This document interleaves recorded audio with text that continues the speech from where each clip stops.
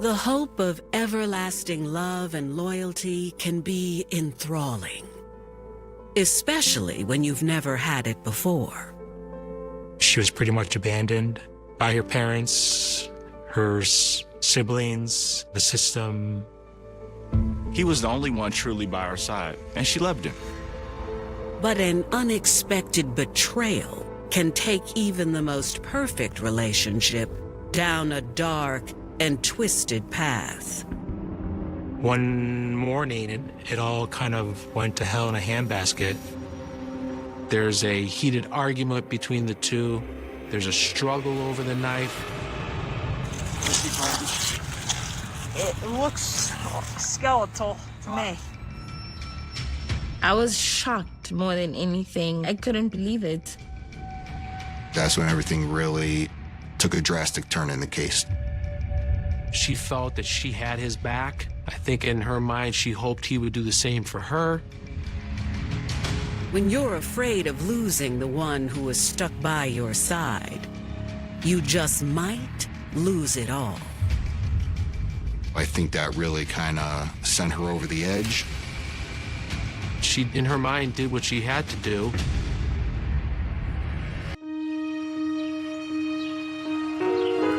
Summer 2020, Waterbury, Connecticut.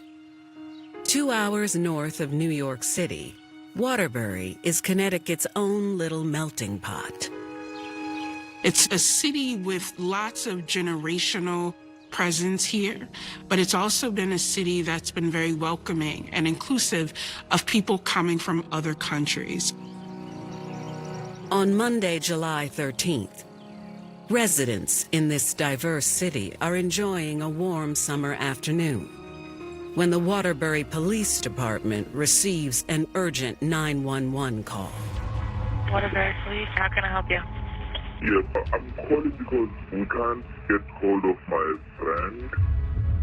The Waterbury Police Department received a call regarding a missing individual. Malik Ibarra, a Staten Island, New York resident, informs officers that he is unable to get in contact with his girlfriend, who lives in Waterbury. Okay, and how long have you been trying to reach your friend? I last spoke to her on Friday night. Was there anything wrong? Malik stated that they had an argument a couple of days prior in Staten Island, and he's been trying to get in touch with her since and has had no luck. So he asked officers to go out to her residence and basically do a welfare check to check on her to make sure she's okay. And what's her name? Lerato Pimentel.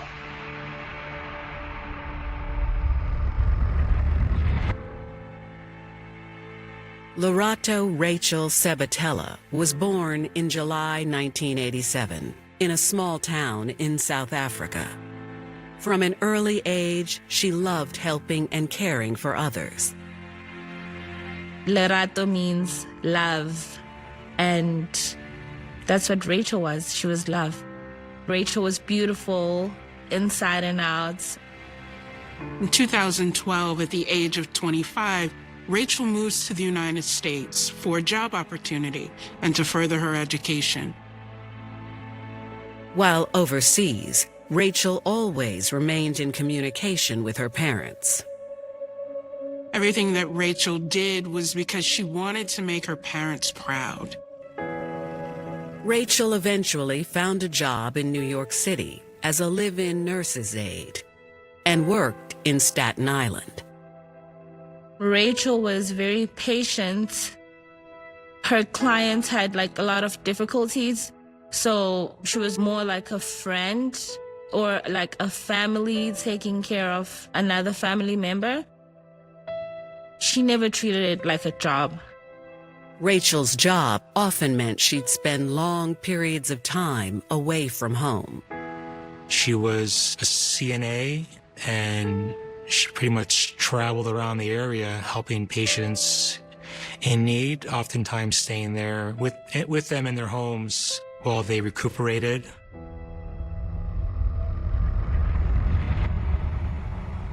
Although she stayed busy, in 2014, Rachel managed to find time for love. Before long, Rachel met and started dating Malik Ibarra. But then her career sent her to Waterbury, Connecticut, about 2 hours north. Rachel receives a job offer and ends up moving to Connecticut with a roommate. Unfortunately, the distance was tough on the relationship, and she and Malik would see each other on and off. Right before her 33rd birthday, Rachel was excited to take a few weeks off of work to go visit him. In July, I called her on her birthday.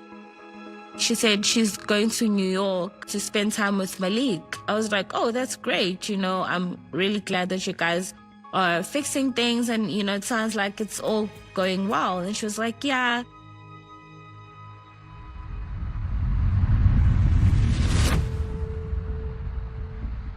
But now, Rachel's boyfriend, Malik, is worried after not hearing from her for 2 days. She didn't call. Her phones are off.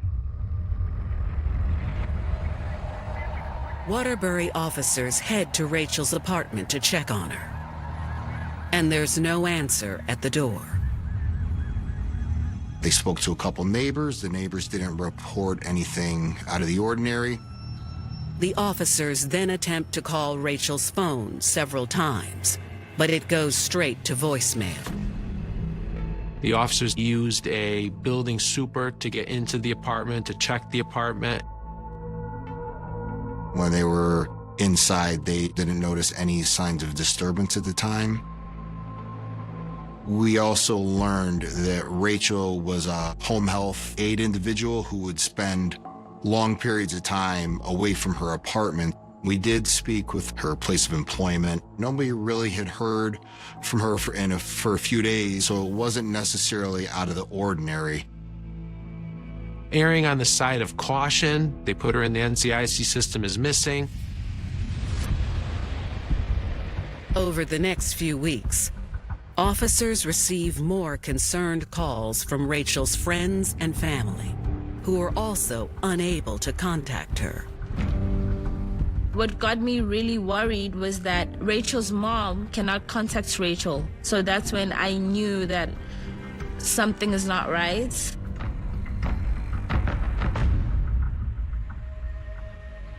More than a month after Rachel's boyfriend reported her missing, officers receive a shocking phone call from Rachel's roommate. On August 29th of 2020, her roommate returned home. She had been trying to contact Rachel throughout that month, had been able to do so. She's also a home health aide, so she's away from the apartment for extended period of time as well. She noticed something is not right. There's things missing, there's things out of place. She believes something could be terribly wrong with Rachel.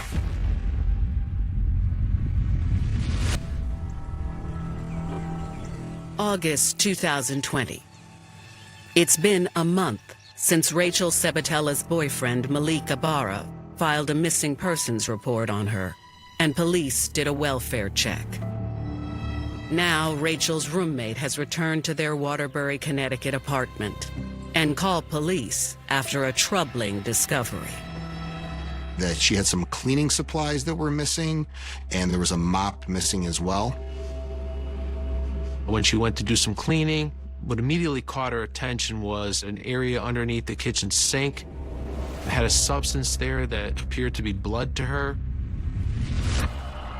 So at this point, the detectives get involved in the investigation. We also have our forensic unit with us, and they were able to swab the substance underneath the sink. They determined that that substance was in fact blood. So we were able to obtain a search warrant for that apartment. The police use luminol and find multiple spots of blood on the kitchen floor. This suggests that something sinister may have happened in the kitchen and someone tried to clean up. We noticed that there's contents from Rachel's purse that are kind of dumped out onto a couch in a living room area. There still wasn't much to go on, so the police were working on that theory that something had happened to her. In an effort to narrow down her whereabouts, detectives collect her iPad. We were able to go through it, and we do notice a series of photos that Rachel had taken of herself.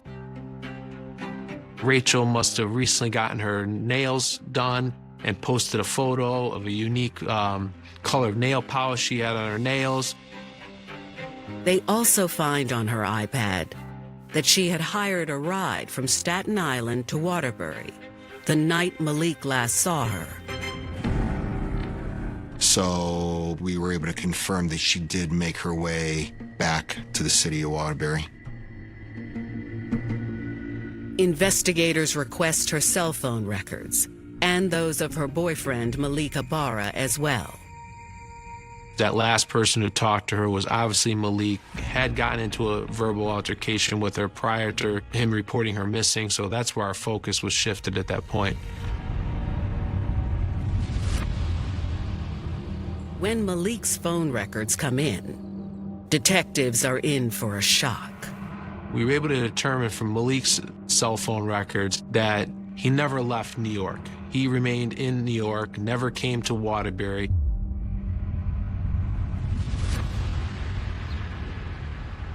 For 2 more weeks, investigators come up empty in their search for Rachel. Then, on September 12th, police in Watertown, a neighboring city, get a distressing call from a man out hiking in Black Rock State Park. Watertown Police Dispatch. I was hiking in Black Rock. You're in Black Rock? Yeah, I think I found a dead body. Watertown police respond to the park and meet the hiker at the bottom of an embankment. They confirmed the discovery that the hiker had made. At this point in time, there's no indicators telling either the Watertown police or the state police who that individual may be.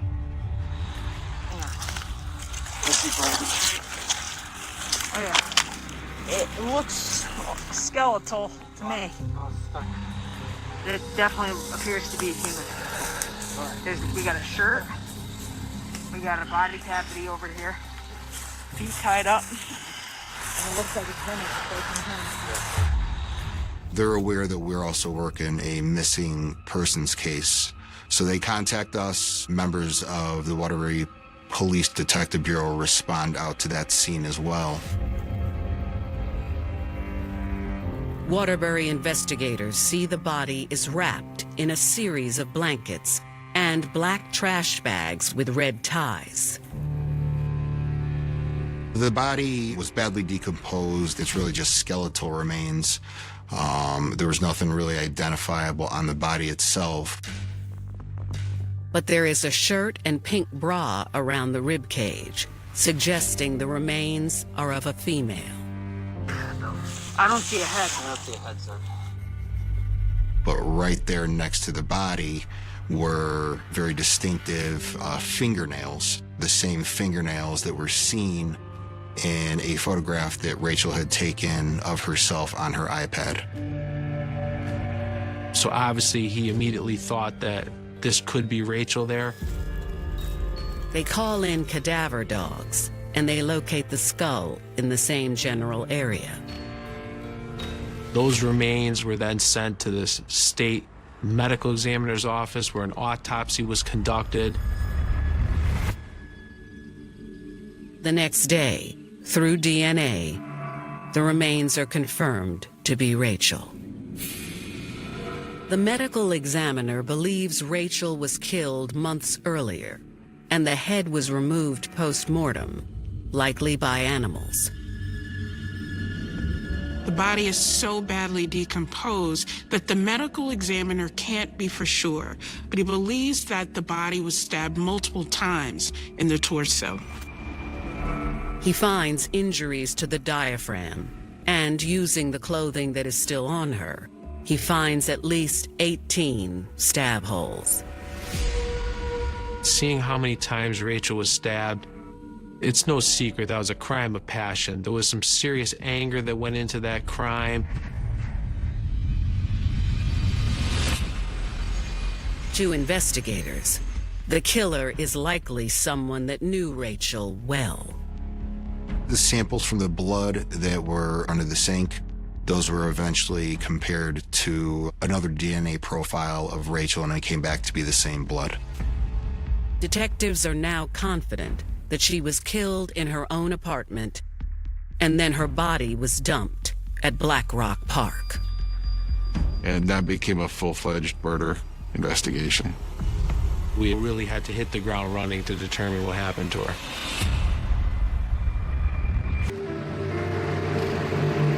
I was shocked more than anything. I was like, I couldn't believe it. I couldn't believe that something so tragic had happened to her. It didn't make sense to me because the last time I spoke to her, she was in New York. How is she even in Waterbury or Watertown? And it didn't make sense to me. I was so devastated. I feel like she hadn't even started to live her life. She was just starting out. I was so heartbroken.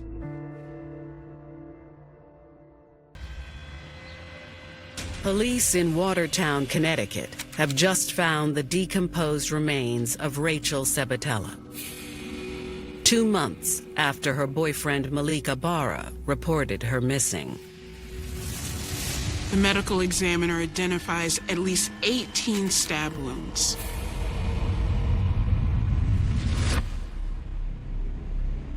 On September 15, 2020, investigators get a new lead in the case when Rachel's cell phone records come in. When she came back home, we were able to determine sometime around midnight she received another phone call. That phone number is identified as Miles Johnson's phone number. Investigators look into Miles Johnson and find that he has no criminal record. He was also a home health aide. He lived at home with his mother and his sister, and he came from a pretty happy family, and he was a hard worker. So at this point, we now know that Miles Johnson was the last person to speak with Rachel, so we obviously want to make contact with him. On September 18th, investigators reach out to the 22-year-old, and he agrees to come in. When investigators speak with Miles Johnson, they don't give him an indication that Rachel is dead. He was very calm, cool, collected.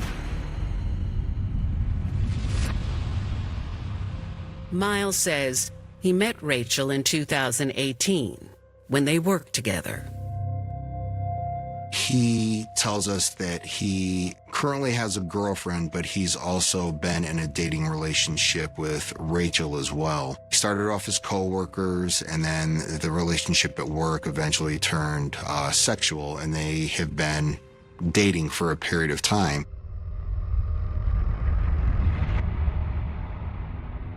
Miles admits that their relationship was off and on since early 2020, despite the fact that they both had partners. He then told me that at one point he was at home with his girlfriend and they received a call from Rachel's boyfriend. Apparently Rachel's boyfriend had found out that Miles and Rachel had been in a sexual relationship. And Rachel's boyfriend started to tell the two of them that Rachel is now pregnant. He also made it aware that he, at this time, had AIDS and that they should get tested because they too may have AIDS now. So basically the boyfriend kind of blew up the whole situation of kind of like the love triangle that was going on at the time.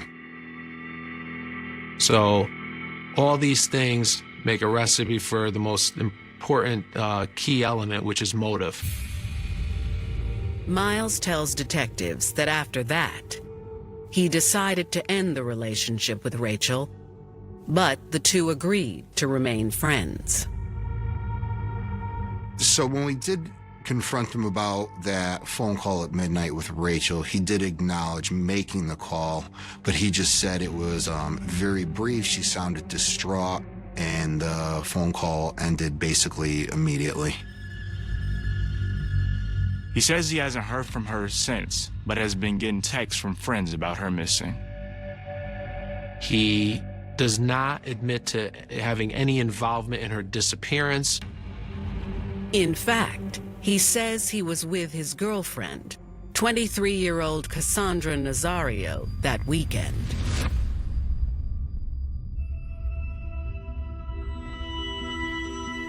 Cassandra Nazario came from the Bronx, New York, and had a brother and older sister. Cassandra and her siblings were in foster care their entire childhood. Despite being raised in the system, Cassandra was kind to everyone.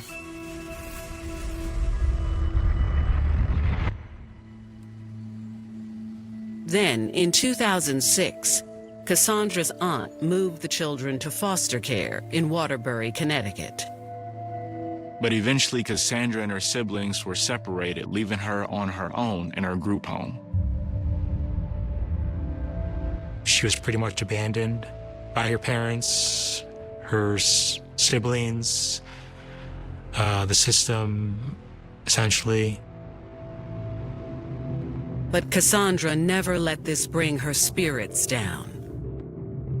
Once she was old enough, Cassandra finally went out on her own.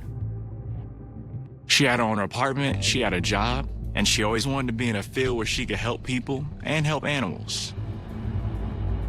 She worked hard to support herself, but instead of becoming a veterinarian, she became a certified nursing assistant.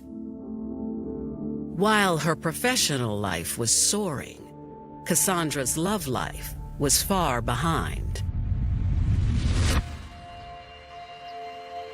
Until 2018, when she met 20-year-old Miles Johnson at work. Miles was a CNA also, and seemed like a good kid. Never really got into trouble. I knew Miles because he worked at the same facility as us. Miles was friendly. He would greet, here and there. He was hardworking. She was in love, and she just enjoyed being in a relationship with him. Soon, Miles became the most important person in her life. I think she just wanted so badly to have a family of her own. She felt that all she had was Miles, and he was the only person she could truly rely on.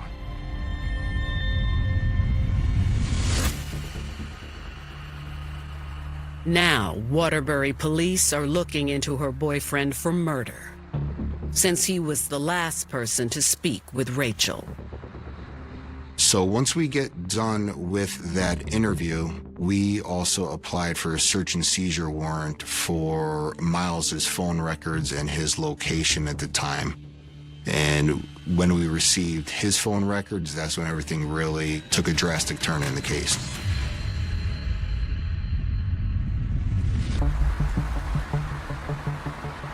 September 2020, Waterbury, Connecticut.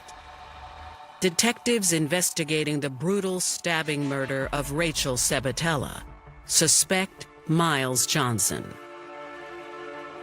Investigators discovered that the last call made to Rachel on July 11th was from Miles Johnson.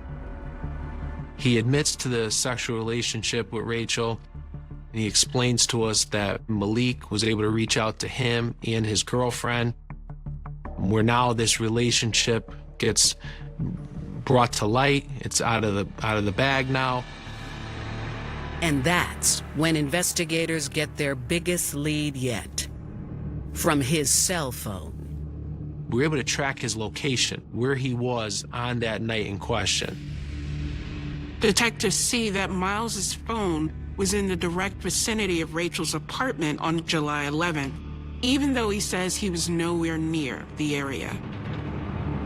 We continued to follow locations of the phone throughout the night, and the locations went from 56 Johnson Street right to Black Rock State Park, where the remains were found. Once we have that information, we pretty much immediately go back to Miles Johnson's house. Asked him if he would respond back to the police department with us again. Once there, investigators waste no time confronting him with what they know. And he wasn't really able to provide any good story as to why his phone was at Rachel's at the time or why it was over at Black Rock State Park. He was saying things like, oh, my phone must have been hacked or somebody gotten a hold of it. Miles attempts to stand by his original alibi, insisting that he was at home with his girlfriend the entire time. At this point in time, we had enough probable cause to apply for and were in fact granted an arrest warrant for Miles' arrest, charging him with the murder of Rachel. Detectives next focused their attention on Cassandra, unsure of how much she may be involved. On September 23, 2020, investigators asked Cassandra to come in for questioning. She was pretty tight-lipped about everything. She was very upset. We remember her crying that night, but she really wouldn't get into too many details. Eventually, Cassandra did not want to speak with detectives, and she ended up leaving.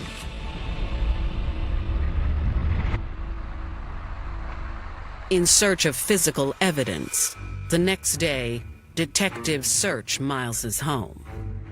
Their investigators find Rachel's keys and a couple of her belongings in Miles's apartment. They also locate the same type of duct tape that Rachel's remains were found in. There was also garbage bags that seemed to be the same ones that were used to wrap up Rachel's body. They find a fire pit in the backyard, but there's nothing in it.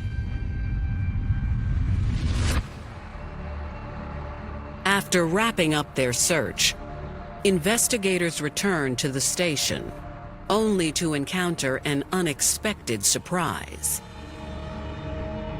Miles Johnson is brought back up to the detective bureau, and he asks to speak with me again.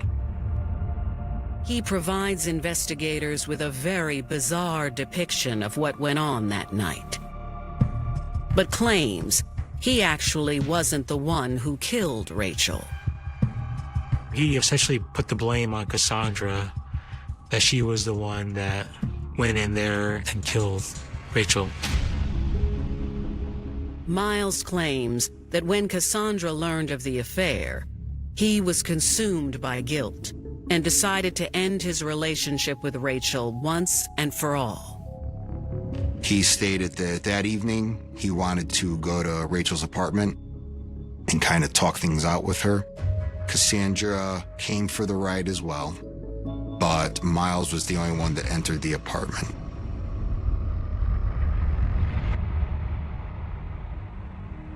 He stated that he was just trying to kind of talk things out with Rachel, but she got very agitated and became very aggressive.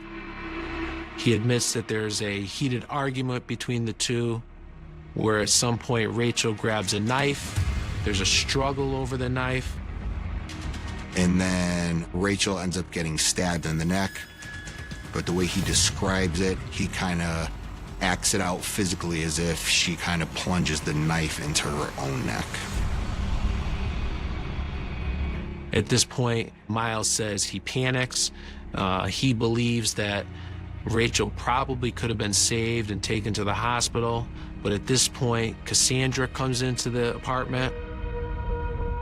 Miles then claims that Cassandra immediately grabbed the knife and she stabbed Rachel repeatedly, killing her. But detectives have a hard time believing his story. So at this point, Miles is obviously deflecting. Provides a few more details about the cleanup and admits to bringing Rachel down to Black Rock and dumping the body. We now know they were both there at the time of the homicide. They both had some role in Rachel's death, so it was enough for us to get an arrest warrant for her as well.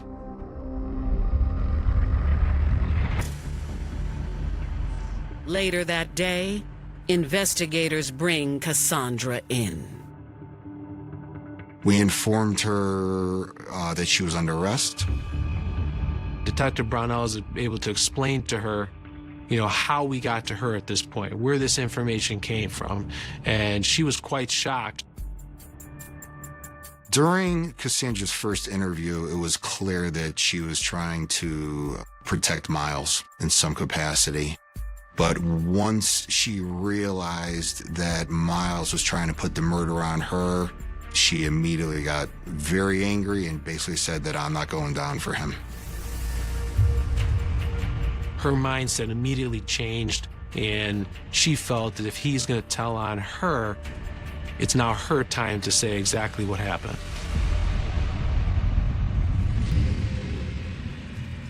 Fall 2020, Waterbury, Connecticut. After Miles Johnson is arrested for the violent stabbing murder of Rachel Sabatella, he tells detectives it was actually his girlfriend, Cassandra Nazario, who killed Rachel. When detectives arrest her, she decides to talk. She's stating out loud that they did a very bad thing. She knows how terrible it was. They didn't need to do it. She says it all started on July 10th. One morning, it all kind of went to hell in a handbasket. Cassandra started receiving these weird, strange text messages from Rachel's boyfriend, Malik, saying that Miles was cheating on her with Rachel. Rachel was pregnant, and she had AIDS, so they might have AIDS now. Heartbroken, Cassandra says she didn't know what to do. But later that night, around midnight, Miles asked her to join him for a drive. She didn't really know where she was going, but they ended up at Rachel's. Miles goes into the apartment, but she waits outside. And when she goes into the apartment, she sees that Rachel is on the floor. She's obviously suffered some stab wounds. Miles is on top of her, and there's blood everywhere. I remember her stating that she didn't know that a human can actually bleed that much. However, despite the horrifying scene, Rachel was still somehow alive and struggling to breathe. She then stated that at one point Miles was telling her to get a pillow. So she goes into a bedroom, gets a pillow, and Miles ends up suffocating her with the pillow. There's a panic that ensues then, and she does describe that they have to move her body in an effort to clean the crime scene. Johnson put on latex gloves and told Cassandra to put on gloves too. And then the two of them taped up Rachel's hands and feet. Cassandra remembered that she wanted to put a plastic bag over Rachel's head because she couldn't look at her face while they were doing this. And then she details how they were able to basically wrap Rachel up in some types of bags. Cassandra says they took blankets from the bed to cover her in. And then proceeded to clean up Rachel's apartment for about the next 3 or 4 hours. Once they have Rachel wrapped up, they end up putting her in the back of Miles's SUV. Miles then grabbed Rachel's keys and some of her personal belongings. They emptied out Rachel's purse onto a couch. They tried to make it look like she had just left the apartment, left in a hurry, trying to throw police and investigators into a different direction of the investigation.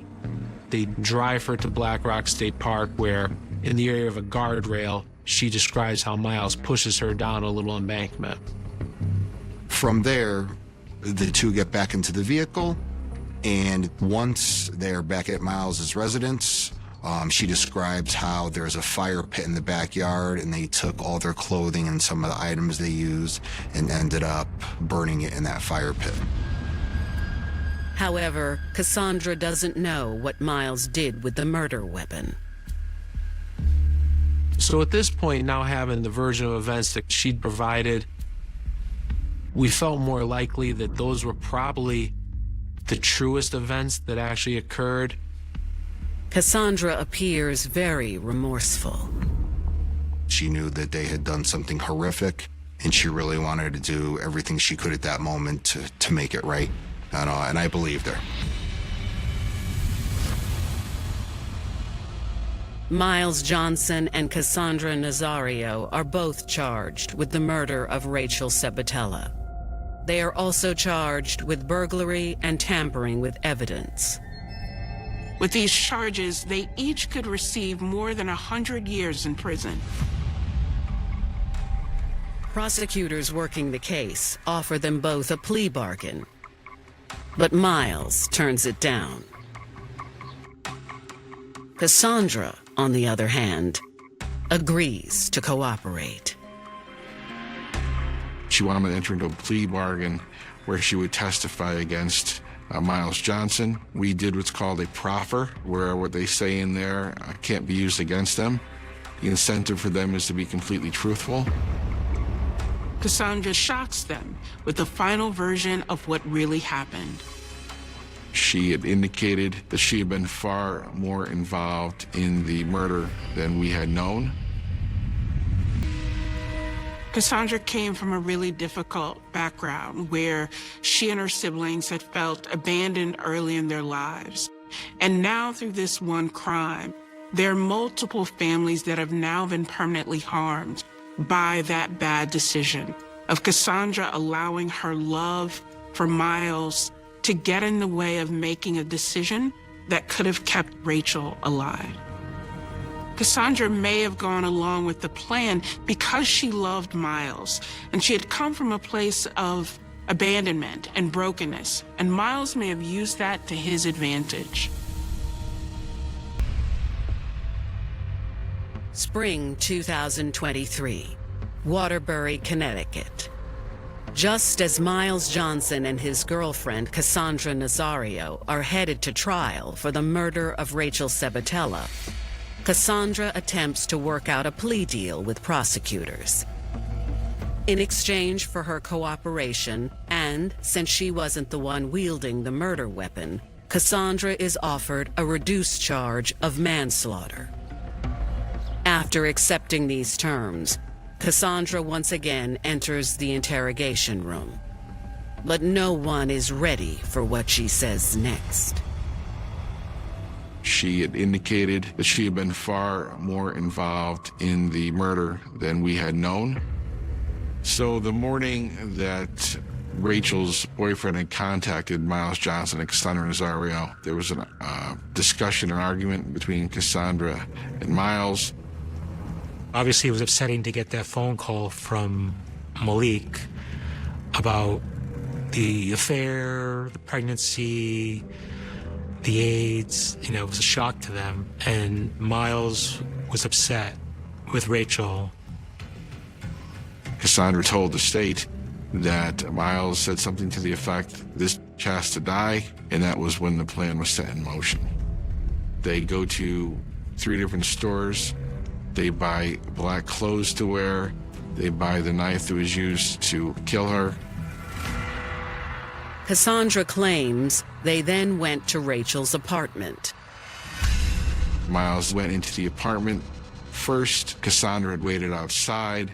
He was in there for a while by Cassandra Nazario's account, and he initially attacks her, gives her significant injuries.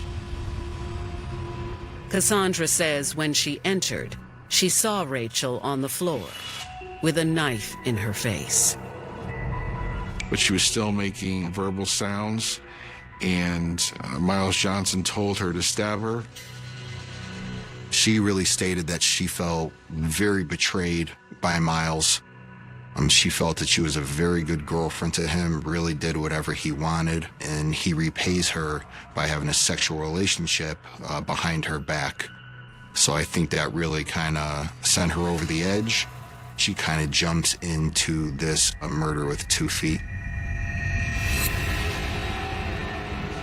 Cassandra Nazario then took a knife, tried to stab her, and didn't really know how to do it. Miles Johnson helped her with the first 2 stab wounds by holding her hand. And then she admitted she stabbed her 10 or 12 more times by herself without any help, assisting in the murder of Rachel. This was not an accident. This was something that they had planned. This is something that they had wanted. With this new information, prosecutors are no longer able to offer a plea of manslaughter to Cassandra. She participated in the killing of Rachel, so she wasn't going to get the original agreement she thought she was going to get. We spoke with her attorney. She still wanted to plead guilty to murder and still testify against Mr. Johnson. In April of 2023, Miles Johnson heads to trial. He sticks to his story that it was his girlfriend's plan. The defense made it out that Cassandra was the one that was behind the murder. She was a jilted girlfriend, saying that her life fell apart that morning when they received that phone call, and she had the motive to kill Rachel that day. But prosecutors say that Miles was furious, thinking that Rachel gave them AIDS and was now pregnant. We had Miles Johnson partial confession, putting himself there, putting him in the apartment first, having stabbed her first before Cassandra was even in the apartment, so that wasn't very credible.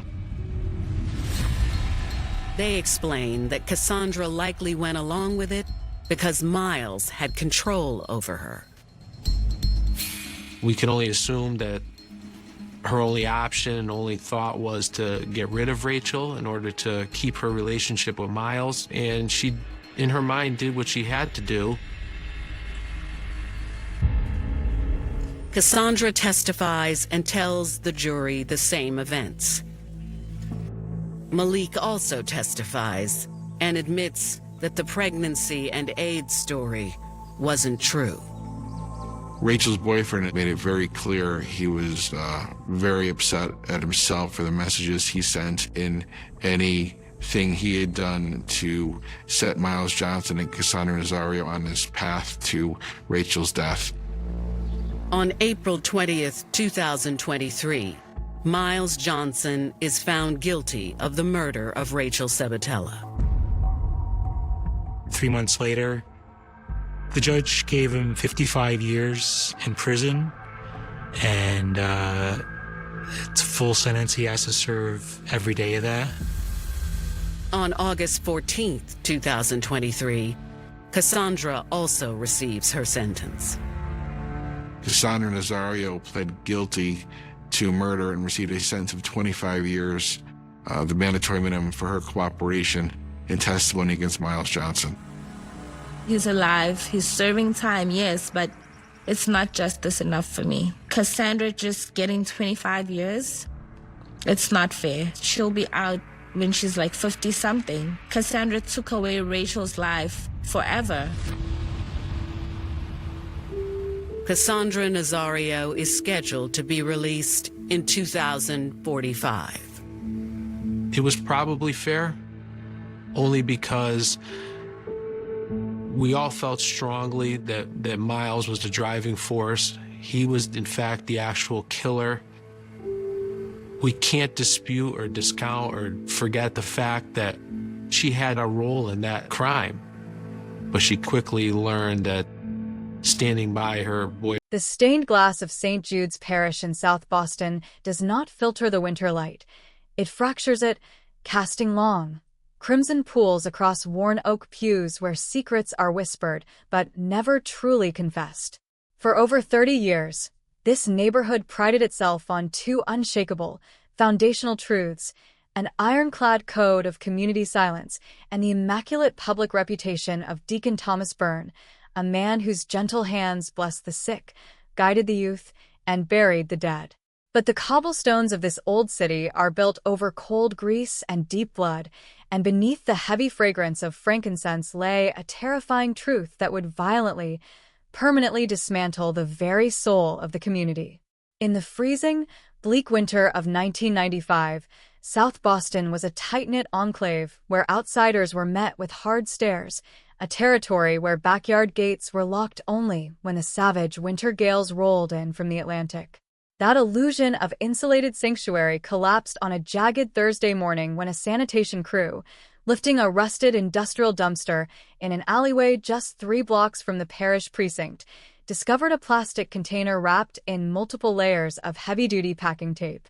The weight inside was uneven, shifting awkwardly as the hydraulic lift tilted the metal bin, until the structural integrity of the frozen plastic failed, spilling a horror onto the asphalt that would paralyze the county for decades.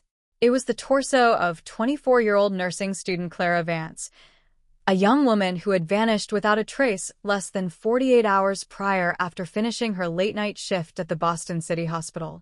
The scene was an immediate, visceral shock to the veteran homicide detectives who responded to the radio dispatch, the brutal clinical detachment of the dismemberment standing in terrifying contrast to the chaotic, gritty reality of mid-90s street crime.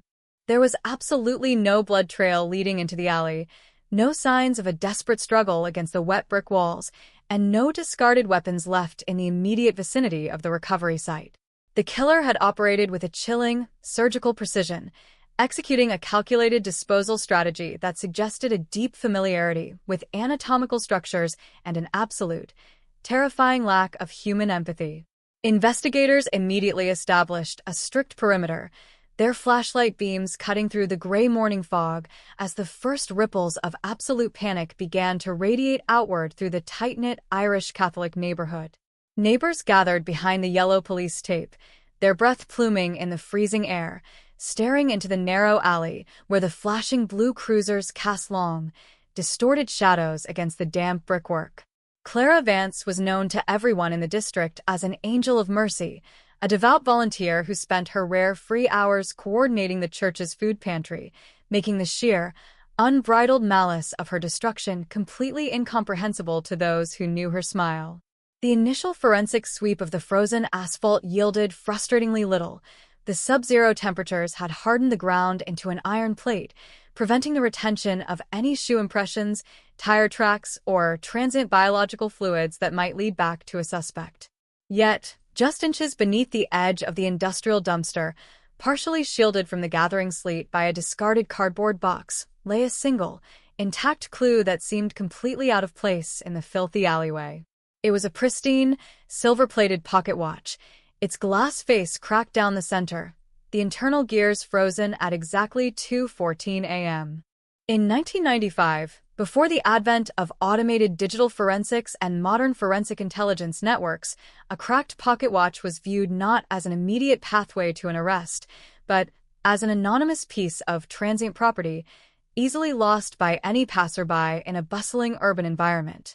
The lead detective on the case, a cynical, veteran investigator named Ray Burke, knelt on the frozen ground and carefully lifted the silver timepiece with a pair of long tweezers, placing it into a heavy glass vial, a routine, procedural action that would inadvertently preserve the definitive key to an impossible puzzle for over 30 years.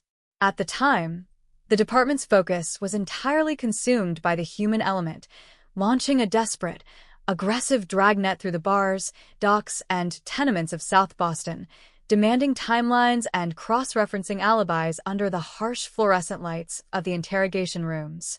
Clara's final movements were reconstructed with surgical precision by a panicked task force under intense pressure from the mayor's office.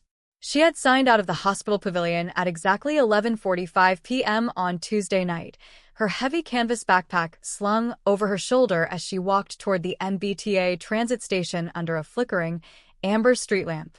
A transit clerk remembered her passing through the turnstile, her face partially obscured by a thick wool scarf, a mundane, ordinary departure that gave no warning of the invisible predator waiting in the midnight shadows. She never arrived at the modest basement apartment she shared with her younger sister, a short commute that should have taken less than 20 minutes along the well-lit avenues of the district. Somewhere between the train platform and her front steps, an invisible force had intercepted her, pulling her from the safety of the public square and plunging her into an abyss of calculated violence. Her personal effects, her student identification badge, her textbooks, and her wallet were discovered 12 hours later scattered inside a public park 2 miles in the opposite direction, a deliberate misdirection designed to confuse the police dogs and scatter the initial search teams across a massive geographic radius. The terrifying realization that a methodical, sophisticated monster was hunting the young women of Boston sent a seismic shockwave through the city, turning every dimly lit street corner into a gauntlet of pure psychological terror.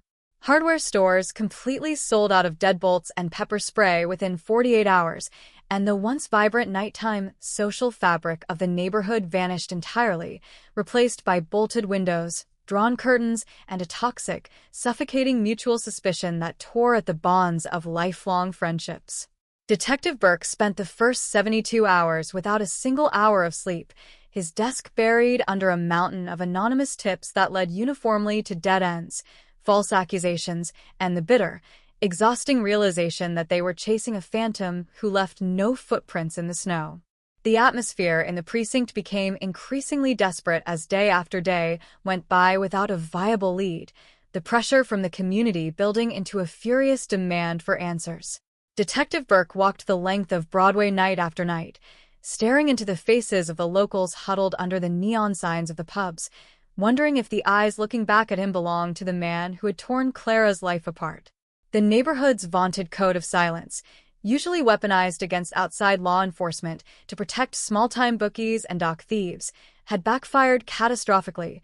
People were now too terrified to voice their genuine suspicions, locking their mouths just as tightly as they locked their front doors.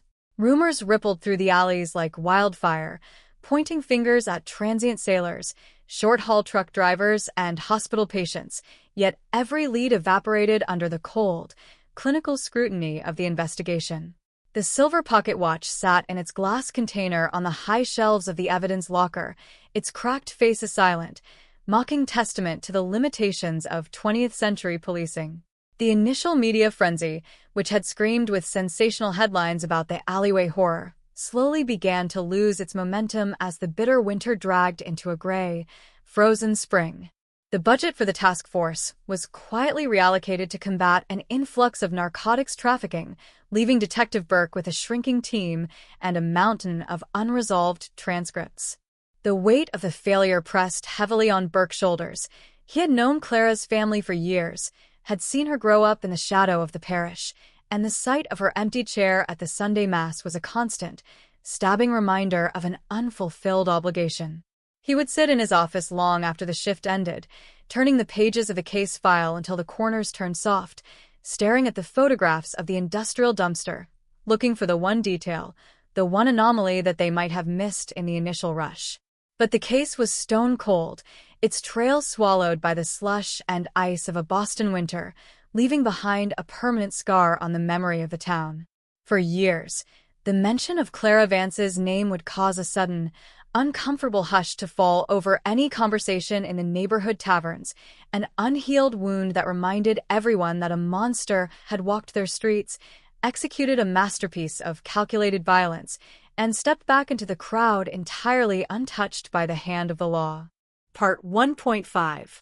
As the months bled into years, the urgency that had defined the initial investigation dissolved into the heavy, slow rhythm of a cold case, the physical evidence gathering the literal dust of a forgotten file cabinet.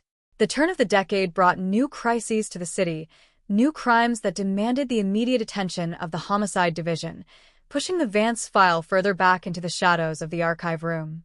Detective Burke eventually reached retirement age, handing over his keys and his badges, but the memory of the frozen alleyway remained a persistent, haunting passenger in his mind, a professional failure that defined the twilight of his career. He had left the silver pocket watch exactly where he found it in the inventory system, a solitary anchor of hope in a sea of dead leads, hoping against hope that some future development would breathe life back into the silent metal gears. The neighborhood itself began to shift its skin. The old families who had populated the brownstones for generations began to migrate to the suburbs, replaced by a new wave of urban professionals who knew nothing of the terror that had paralyzed the avenues in the winter of 1995. The story of the nursing student who vanished into the midnight fog became a local myth, a cautionary tale whispered by mothers to keep their daughters from walking home alone from the train station after the street lamps flickered to life. Yet beneath the surface of this manufactured normalcy, the psychological wound inflicted upon the community remained raw and sensitive, a hidden fracture in the foundation of South Boston's identity.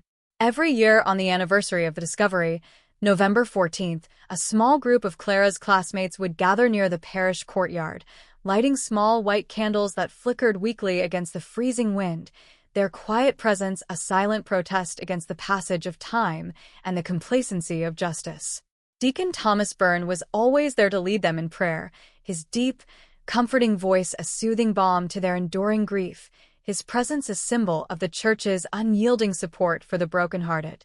He would speak of patience, of the inevitable nature of divine justice, and of the comfort of knowing that Clara was resting in a place far removed from the malice of the world. The mourners would look at his serene, holy face and find the strength to carry their sorrow for another year, entirely unaware that the structural architecture of their faith was harboring the very source of their nightmare.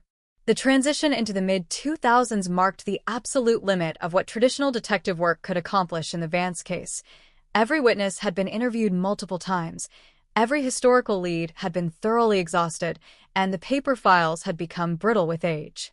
The investigation was trapped in an absolute BTAC, a modern stalemate where the memories of the living were beginning to fade and the physical traces of the crime were dissolving into the past. Within the walls of the precinct, the case was viewed as an unsolvable anomaly, a clinical execution that had been perfectly timed and perfectly placed to evade the reach of 20th-century law enforcement. It would require an entirely new way of thinking, an entirely new vocabulary of investigation, to reach back across the chasm of decades and pull the truth into the light of the modern world.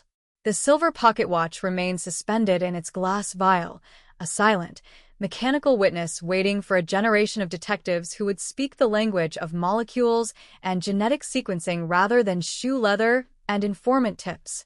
The silence that surrounded the case was not merely the absence of sound. It was a heavy, positive force that seemed to actively protect the killer, a blanket of time that grew thicker with each passing season. The industrial dumpster where Clara's remains were found was eventually replaced by a modern brick storefront, the physical topography of the crime scene completely erased by the relentless currents of urban development. New asphalt was poured over the frozen alleyway, hiding the stones that had caught the shattered timepiece, a visual metaphor for a city that was desperate to bury its old horrors beneath the gloss of prosperity.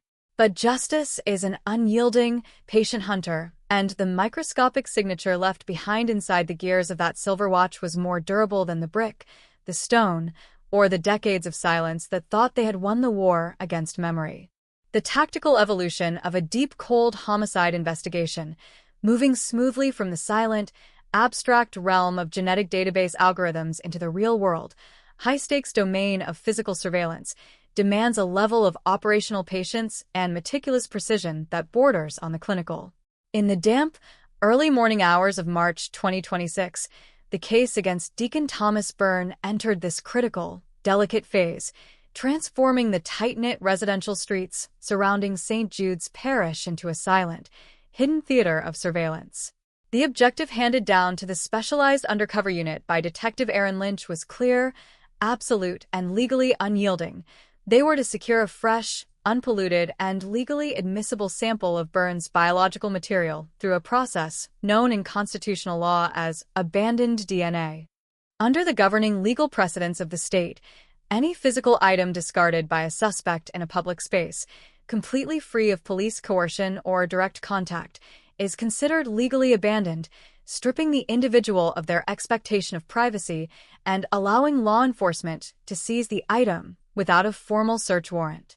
However, The execution of this strategy required flawless operational camouflage.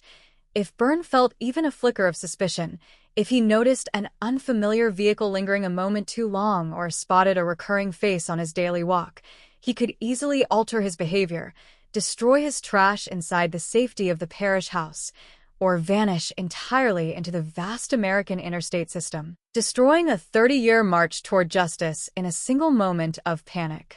The surveillance team deployed 3 unmarked vehicles into the quiet, brownstone-lined streets surrounding the parish precinct, a faded utility van equipped with high-powered long-range optical lenses, a nondescript commercial sedan parked near a local park, and a rotating team of foot officers dressed as ordinary joggers, utility workers, and delivery drivers. Through the heavily tinted windows of the van, investigators spent the first 48 hours documenting the minutiae of the deacon's daily existence, building a precise, unbroken timeline of his routines. They watched him emerge from the rectory door at exactly 6:45 a.m. every morning, blinking against the pale sunlight, a venerable, gray-haired man wearing an immaculate clerical collar, his movements measured, slow, and filled with a dignified grace that commanded instant respect from every pedestrian he encountered.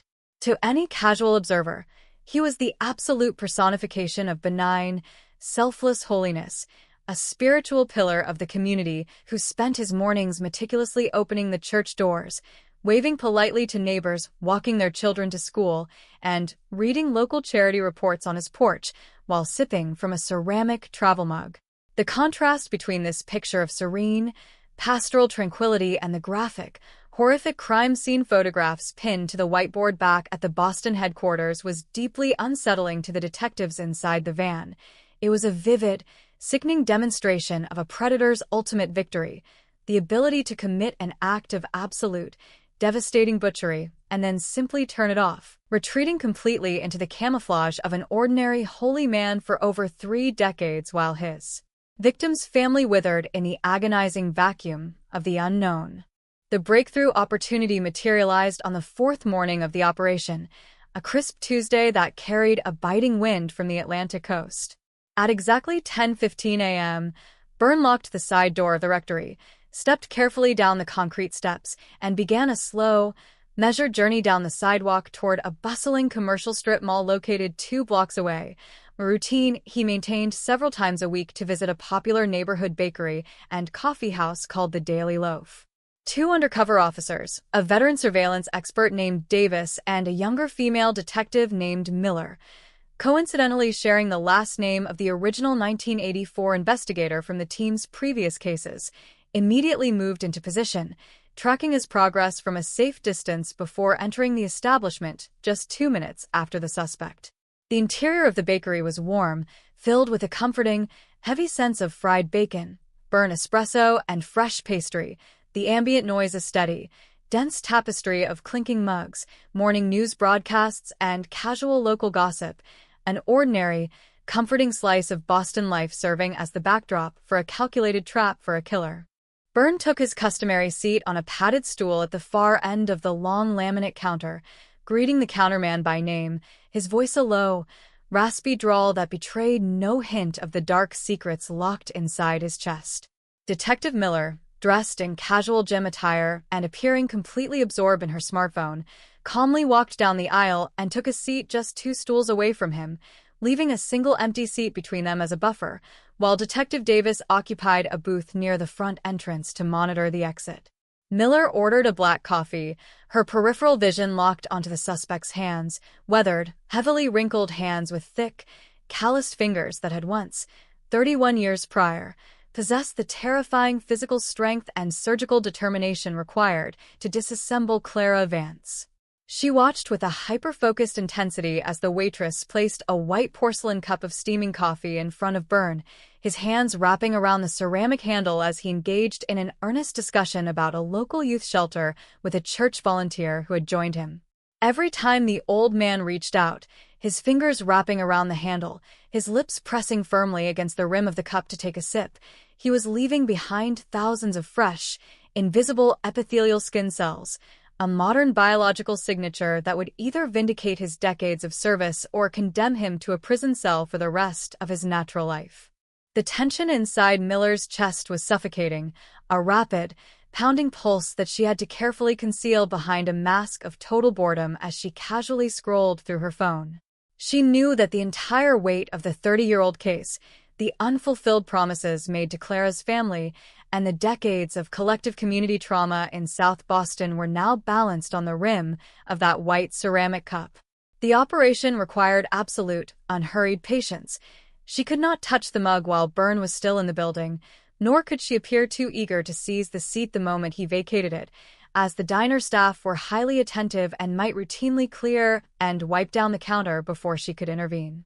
For 20 agonizing minutes, she sat in absolute silence, listening to the deacon speak of grace, of the importance of guiding the neighborhood youth through difficult times, his demeanor so completely normal, so entirely disconnected from the reality of a murderer, that it felt like an insult to the memory of the girl left in that frozen alley. At 10:45 a.m., Byrne placed a $5 bill on the counter, slid off the vinyl stool, and adjusted his jacket, his boots clicking against the floor as he walked slowly toward the cash register near the front door to settle his bill. The moment his back was fully turned to the table, Detective Miller executed her move with a fluid, practiced precision that had been rehearsed dozens of times in the training academy. Sliding off her own stool, she immediately stepped into the space Byrne had just vacated, placing her phone and jacket directly next to his dirty coffee cup as if she were simply moving to a better seat at the counter. The counterman, holding a wet rag, instinctively stepped toward the mug to clear it away, but Miller flashed a warm, disarming smile, lifting her empty glass. "Excuse me, could I actually get a refill of water in this spot? And don't worry about that mug, I'll slide it out of your way," she said, her voice a calm, casual melody that completely disarmed the worker. The man nodded, turning back toward the water fountain, providing her with a 5-second window of absolute isolation. Working beneath the edge of the high counter, completely shielded from the view of the cashier and the departing suspect, Miller drew a sterile, double-tipped cotton swab and a plastic collection tube from a specialized pocket inside her jacket. Using her left hand to stabilize the base of the mug without touching the rim, she firmly rolled the cotton tip across the exact area of the ceramic edge where Byrne's lips had rested, ensuring she captured a dense concentration of the invisible cellular residue. She snapped the wooden handle of the swab, dropping the tip into the chemical preservative inside the tube, sealed the cap with a decisive click, and immediately transferred the container into an insulated pouch hidden inside her purse. She then repeated the process with a second swab on the handle of the mug, capturing the skin oils left by his fingers, securing a redundant layer of biological evidence that would leave the defense with no room to maneuver in a future courtroom. The collection was complete, a flawless execution of forensic field craft that had taken less than 10 seconds from start to finish. Detective Davis signaled from the door that Byrne had successfully exited the building and was walking slowly back toward the rectory, completely oblivious to the fact that his biological identity had just been compromised in the middle of his morning routine. Miller paid for her coffee, left a generous tip, and walked calmly out of the bakery, her heart hammering against her ribs as she climbed into the passenger seat of a waiting department vehicle that had pulled up to the curb. The sample was immediately placed into a secure, temperature-controlled evidence transport bag, accompanied by a rigorous, point-by-point chain of custody logs signed by both detectives, documenting the precise time, date, and location of the collection. The driver slammed the vehicle into gear, accelerating away from the commercial strip, heading directly toward the state forensic laboratory located on the other side of the city, where a team of elite DNA technicians was already standing by under emergency instructions. The state laboratory had cleared an entire workstation for this specific sample, recognizing that the results would dictate the immediate deployment of a high-risk arrest team that was already assembling in the staging areas. The extraction process began immediately upon arrival. The cotton swabs were subjected to a rapid, high-intensity cellular lysis procedure, breaking open the harvested epithelial cells to isolate the nuclear DNA strands within. The scientists utilized a highly sensitive, short tandem repeat amplification process, running the extracted material through a modern capillary electrophoresis machine that mapped the genetic markers with absolute, clinical precision. Back at the temporary command post established in a nearby precinct, Detective Erin Lynch sat in absolute silence, her eyes locked onto a blank computer monitor, the air inside the room thick with the stale scent of industrial coffee and the nervous energy of a dozen officers waiting for a definitive answer. The legal machinery was already primed. A local prosecutor was sitting in an adjacent office with a pre-drafted arrest warrant for first-degree murder, needing only the final, verified laboratory report to present to a waiting superior court judge. The hours stretched out with an agonizing, paralyzing slowness, the silence of the room broken only by the intermittent, static-laced chatter of the surveillance units still watching the rectory, reporting that the deacon had returned to his studies, completely at peace within his fortress of time. At 4:45 p.m., the secure fax line in the corner of the room erupted into life, its mechanical whirring sounding like a thunderclap in the quiet space.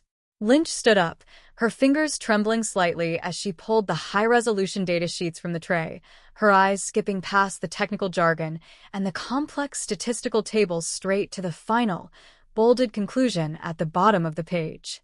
The laboratory director had issued a definitive, unyielding finding. The DNA profile extracted from the abandoned bakery coffee mug was an identical, point-by-point match to the 19-locus male DNA profile recovered from the internal gears of the 1995 silver pocket watch, carrying a statistical certainty of 1 in 7.2 trillion. The mathematical reality was absolute.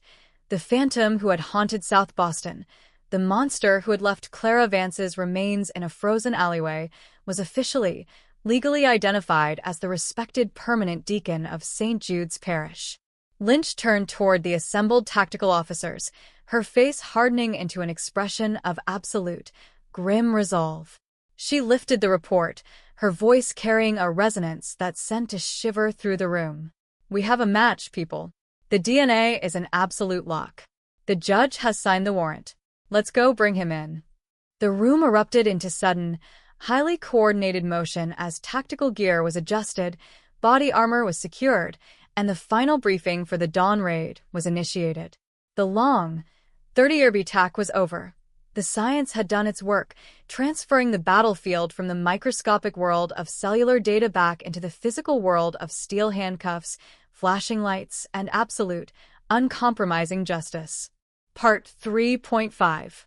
The execution of a high-profile arrest warrant against a prominent religious figure inside his own parish requires a delicate, highly calculated balance between tactical security and public discretion, an operation where the element of surprise must be maintained without triggering a neighborhood riot or allowing the suspect the opportunity to exploit his high standing to disrupt the process. Although Thomas Byrne was a quiet church leader who walked with a slow, measured pace, the Cold Case Task Force refused to underestimate the sheer desperation of a cornered predator who had successfully kept a horrific secret hidden for over 3 decades. The original 1995 files had painted a picture of an individual capable of immense, explosive physical control and absolute clinical coldness. There was no way to know if he had weapons secured inside his private quarters in the rectory, or if he would choose to engage in a violent stand rather than face the ultimate humiliation of an unmasking. The tactical convoy moved out from the staging area at exactly 5:30 p.m. on Wednesday afternoon, choosing dusk to ensure minimum civilian traffic in the courtyard while preventing the suspect from taking the altar for evening services. A procession of 4 unmarked black SUVs and an emergency medical vehicle drove through the narrow avenues of South Boston with their lights dark and sirens silent, the cold air turning the gathering mist into a slick glaze on the asphalt, mimicking the exact atmospheric conditions of the night Clara Vance vanished. The operational plan was designed to strike swiftly, blocking both ends of the parish courtyard to isolate the rectory from the main church building and secure the suspect before he could retreat into a crowd of worshippers. The vehicles pulled up to the curb surrounding the parish courtyard, their doors opening silently as a 12-man tactical team dressed in heavy body armor, ballistic helmets, and tactical gear deployed instantly across the perimeter. Within 90 seconds, every escape route was completely sealed, for officers took up positions in the shadow of the brick campanile covering the rear exit, 2 covered the side entrance to the basement offices, and the remaining entry team assembled at the main rectory door, their heavy boots making no sound on the damp stone steps. Detective Erin Lynch stood just behind the lead entry officer, her hand resting firmly on the grip of her service weapon, her mind remarkably calm as 3 decades of investigation converged onto this single wooden portal. The lead officer reached out and pounded furiously on the center of the heavy oak door with a gloved fist, the sound booming through the quiet courtyard like an explosion. Police Department. Homicide Unit.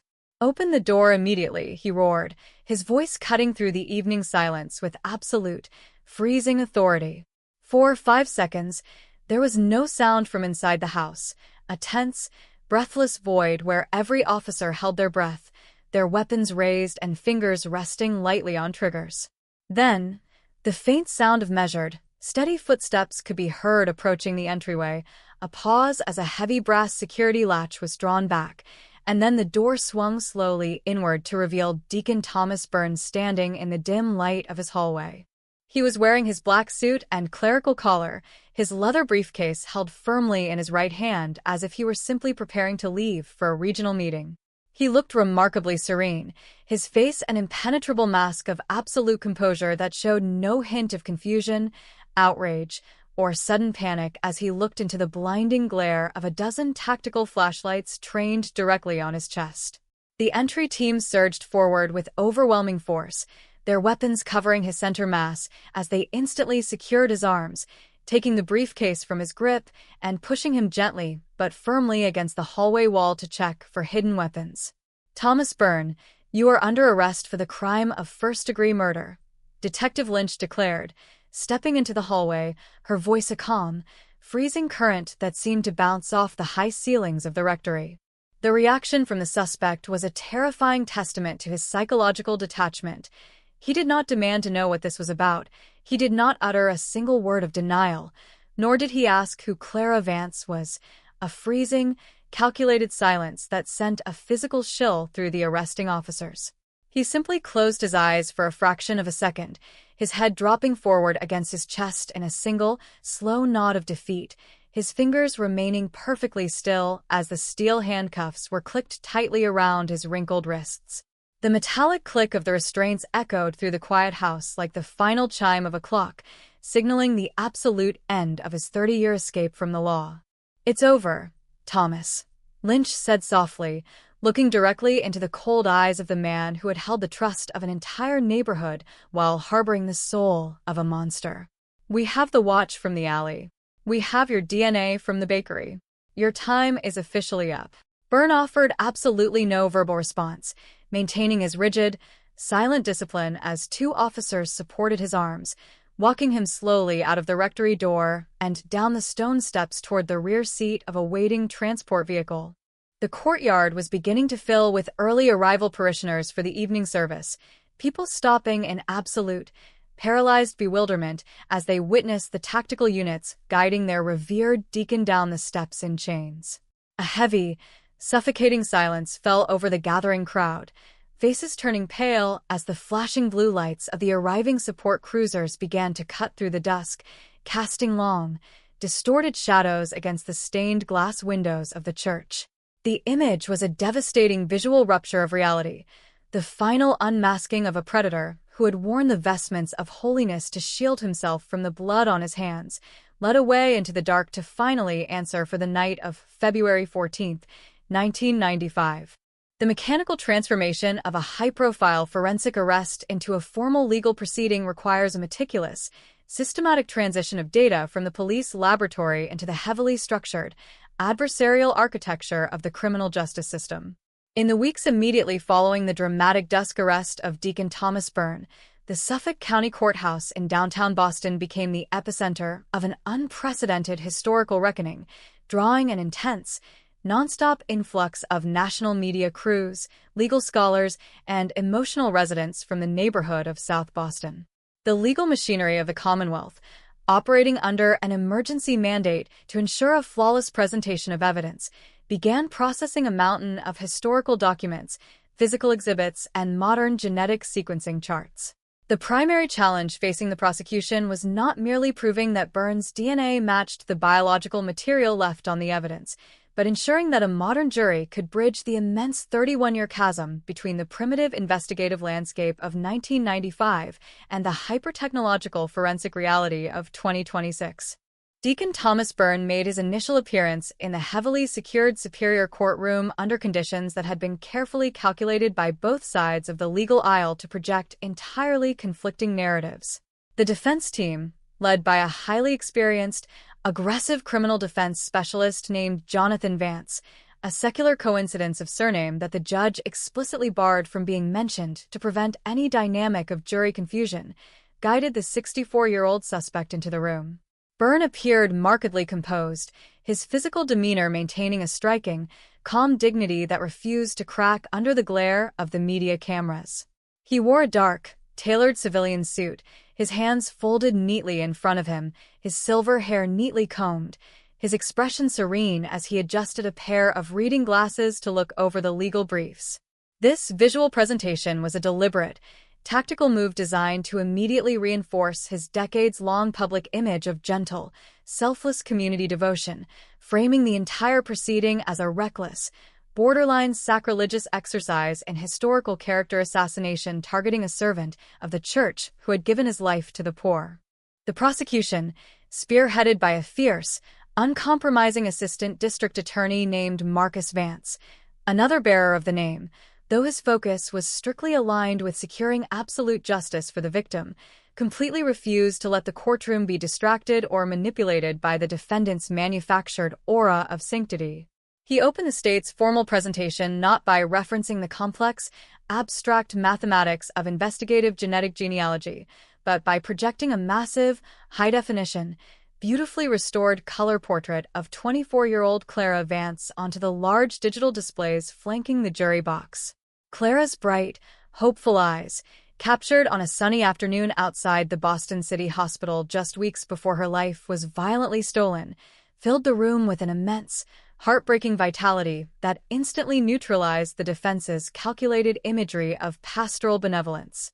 The man sitting before you at that defense table is a master of spiritual and social deception, an individual who has spent over 30 years using the collar and the altar as a shield against the consequences of an act of absolute, calculated savagery, Marcus Vance declared, his voice ringing off the high ceilings of the courtroom with a freezing, absolute authority that commanded total silence from everyone in the gallery. The defense wants you to look at his years of community service, his charity drives, and his soft-spoken prayers, and feel a sense of hesitation. But the state stands here to show you that the hands that offered communion to your families are the exact same hands that disassembled the young woman on that screen. He enjoyed the immense privilege of building a reputation, holding the sacred trust of a neighborhood, and walking into the sunshine every morning, luxuries he permanently denied to Clara Vance when he left her remains discarded like trash in a frozen alleyway. Today, the illusion of his holiness is permanently shattered because time has finally, completely caught up with him. The core strategy of the prosecution was to build a bulletproof, logical narrative around the physical journey of the single, silver-plated pocket watch, treating it not as a piece of discarded transient property, but as an unyielding, incorruptible anchor of absolute justice that had waited patiently across generations for science to catch up to its secrets. The state's very first witness was none other than the original lead detective, Ray Burke, now an 82-year-old man who walked slowly to the witness stand with the aid of a heavy wooden cane, his posture bent by age, but his mind remarkably sharp, clear, and unyielding. The old detective's voice carried a deep, gravelly resonance that held the entire room spellbound as he vividly recalled the freezing, bleak morning of November 14, 1995, when he responded to the radio dispatch and stepped into the narrow alley behind Broadway to find the plastic container hidden beneath the industrial dumpster.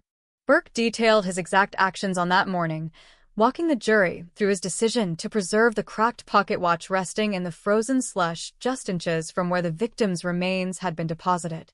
In 1995, before the dawn of modern short tandem repeat profiling, when forensic science was limited to rudimentary blood typing and manual fingerprint classification, collecting a transient piece of property was viewed by many as a secondary priority. "I didn't know what touch DNA was back then," Burke testified, his eyes locking directly onto the defense table where Burns sat motionless. But I knew that watch didn't belong in that filth. I knew whoever had left that container had stood in that alley in the dead of night, checked the time, and accidentally dropped it into the snow before running away. I placed it in a glass vial, sealed it with red wax, and prayed that someday a new generation of investigators with better tools than I had would look at it and find out who he was. The defense immediately launched into a fierce, highly technical cross-examination designed to create a shadow of reasonable doubt by systematically attacking the chain of custody of the evidence over its 31-year storage history. Jonathan Vance leaned heavily on the lectern, brandishing thick ledgers of archival records from the police property rooms spanning the 1990s, 2000s, and 2010s, looking for any bureaucratic gap, any missing signature, or any undocumented relocation of the evidence box that could suggest the watch had been contaminated, mislabeled, or tampered with by generations of changing police personnel. He argued that over 3 decades, the department's evidence facilities had undergone multiple structural moves, technological transitions, and administrative audits, creating a high probability that environmental factors or human error had corrupted the integrity of the sample. Can you look this jury in the eye, Mr. Burke, and guarantee with absolute certainty that between the winter of 1995 and the spring of 2026, this fragile timepiece was never once touched by an ungloved hand, never exposed to moisture, and never cross-contaminated with biological material from another case? Vance demanded, his voice rising in an aggressive crescendo designed to rattle the elderly witness. Burke leaned forward, his lined face hardening into an expression of absolute certainty. Yes, I can. Because I personally signed that red wax seal in 1995, and when Detective Lynch pulled that box from the shelf in 2025, my signature was still unbroken. We treated that file like a sacred trust, counselor. That watch stayed locked in the dark until the science arrived to read it. The prosecution followed Burke's emotional testimony with a clinical, crushing wave of scientific experts, beginning with the state forensic technicians who had performed the initial DNA extraction in 2006, followed by the cutting-edge geneticists from the private Virginia genealogy firm who had cracked the case in 2025. The experts utilized simplified, highly effective digital animations to explain the incredibly complex science of investigative genetic genealogy to the 12 ordinary citizens sitting in the jury box, stripping away the academic jargon to reveal the raw, mathematical certainty of their deductions. They demonstrated how they mapped hundreds of thousands of single nucleotide polymorphisms from the internal winding crown and gears of the watch, and how those markers formed a highly specific genetic compass that pointed directly to the Byrne family tree. The absolute climax of the scientific testimony arrived when the director of the State Forensic Laboratory took the stand to present the definitive, side-by-side comparison between the DNA profile extracted from the 1995 pocket watch and the fresh sample harvested from the ceramic coffee cup at the South Boston Bakery. The director projected a massive, color-coded genetic graph onto the courtroom monitors, showing an absolute, perfect overlap across all 19 short tandem repeat loci tested by the state, a molecular fingerprint that left absolutely zero room for biological ambiguity or alternative interpretation. To put these results into a clear, statistical perspective for the court, the lab director testified, looking calmly and directly at the jurors. The probability of this specific DNA profile belonging to any other Caucasian male in the New England area is approximately 1 in 7.2 trillion. That number is significantly larger than the entire population of human beings currently living on this planet.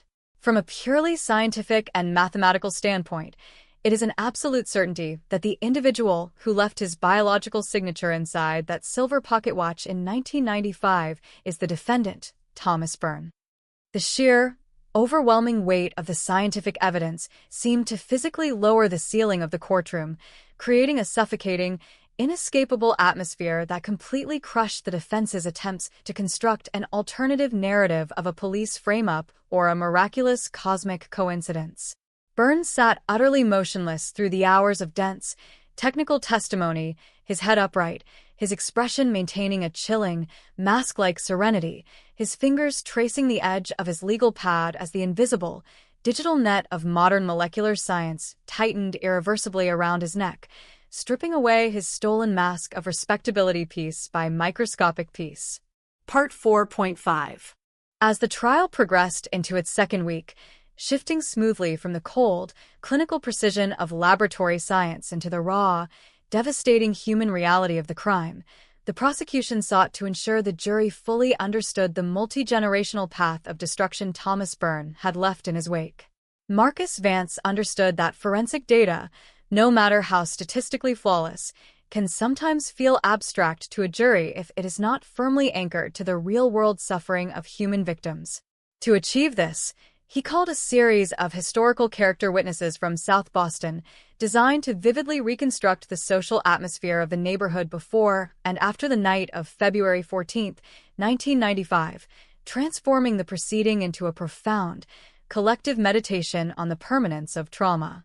The first of these witnesses was Clara Vance's surviving younger sister, Megan, now a 50-year-old woman whose face carried the permanent structural lines of long-term grief that 31 years of time had completely failed to erase. Megan stood at the podium, her hands clutching the edge of the witness stand, her eyes turning with a fierce, burning intensity toward the defense table as she described the sudden, absolute terror that descended upon their household in the immediate aftermath of the murder. She spoke of a family stripped of its core overnight, a household where her father descended into a silent, destructive alcoholism, and her mother permanently withdrew from the world, her mind eventually fracturing under the unyielding agony of the loss. Our lives were systematically dismantled on the night Clara vanished, Megan testified, her voice dropping to a fierce, steady whisper that seemed to echo into every corner of the silent room. The defense wants you to look at 30 years of good deeds, but I want you to know about the sheer, demonic cruelty of his presence in our lives. Deacon Byrne came to our house after the funeral. He held my mother's hand while she wept. He sat on our couch, drank our tea, and told us that God had a plan for Clara, that the monster who did this would face eternal damnation. He looked into our eyes with total, manufactured sympathy, knowing every single second that his own hands had torn my sister apart. For 30 years, he walked our streets as a saint, built a career on the backs of the poor, and received the reverence of an entire neighborhood, while our family was forced to live in a graveyard of his making. His public life wasn't a redemption. It was the ultimate insult to my sister's blood. The emotional weight inside the courtroom grew increasingly heavy, a thick, suffocating solemnity settling over the gallery with each passing testimony as decades of unvoiced, suppressed community grief filled the legal space. The prosecution then introduced its most controversial and devastating piece of evidence, a series of high-resolution photographs from the original 1995 autopsy, exhibits that had been kept strictly shielded from the public eye for over 3 decades to protect the integrity of the investigation. The defense team objected immediately and strenuously, arguing with intense legal passion that the graphic nature of the photos was overly prejudicial, inflammatory, and designed solely to manipulate the passions of the jury rather than establish facts. Because defense's objections, Judge Thomas Wright ruled that the jury possessed an absolute right and a legal duty to see the raw, unvarnished reality of the charge the defendant was facing.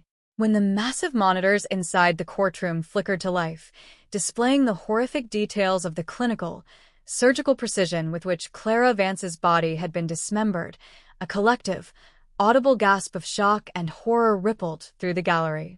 Several of Clara's elderly relatives buried their faces in their hands, their shoulders shaking with silent sobs, while even the hardened journalists in the media rows looked away, visibly shaken by the contrast between the gentle, holy man in the suit and the absolute savagery displayed on the screens. The photographs made it symbols of absolute certainty that Clara's death was not the result of a sudden accident, a robbery gone wrong, or a moment of panicked, impulsive violence. It was a sustained, calculated, and deeply cold assault that required a terrifying amount of anatomical awareness, determination, and malice. The medical examiner's notes detailed extensive, clean margins on the bone structures, a silent, tragic testament to the fact that the killer had operated with a chilling detachment that defied normal human comprehension. Marcus Vance walked slowly across the courtroom floor, standing directly between the jury box and the defense table, his voice carrying the full, crushing weight of historical retribution. "Look at these images, ladies and gentlemen, and then look at the defendant," Marcus Vance said, his arm outstretched toward Byrne. "The defense wants you to see a dedicated deacon, a spiritual guide, a man who has lived a blameless life for 30 years. But these photos show you the work of his hands. This is the reality of Thomas Byrne when the vestments are off, when the lights are out, and when he thinks no one is watching. He didn't show a single ounce of mercy to Clara Vance when he silenced her screams, and his clerical status today does not give him a discount on his absolute accountability for that butchery." The defense, recognizing that the emotional and scientific tide had turned completely and catastrophically against them, made a desperate, highly controversial pivot in their strategy as the trial entered its final phase. They called a series of modern character witnesses from the parish congregation, attempting to present a portrait of a man who had lived a completely altruistic, peaceful, and indispensable existence for the past 3 decades. A local charity director took the stand to describe how Byrne had saved dozens of neighborhood youth from addiction. A senior parishioner testified that the defendant was a deeply devout, quiet man who routinely spent his own funds to support families facing eviction, never displaying a single flash of aggression or temper. This defensive strategy, rather than humanizing the suspect, backfired with spectacular, devastating results, intensifying the collective sense of moral outrage inside the courthouse by highlighting the profound, sickening injustice of his double life.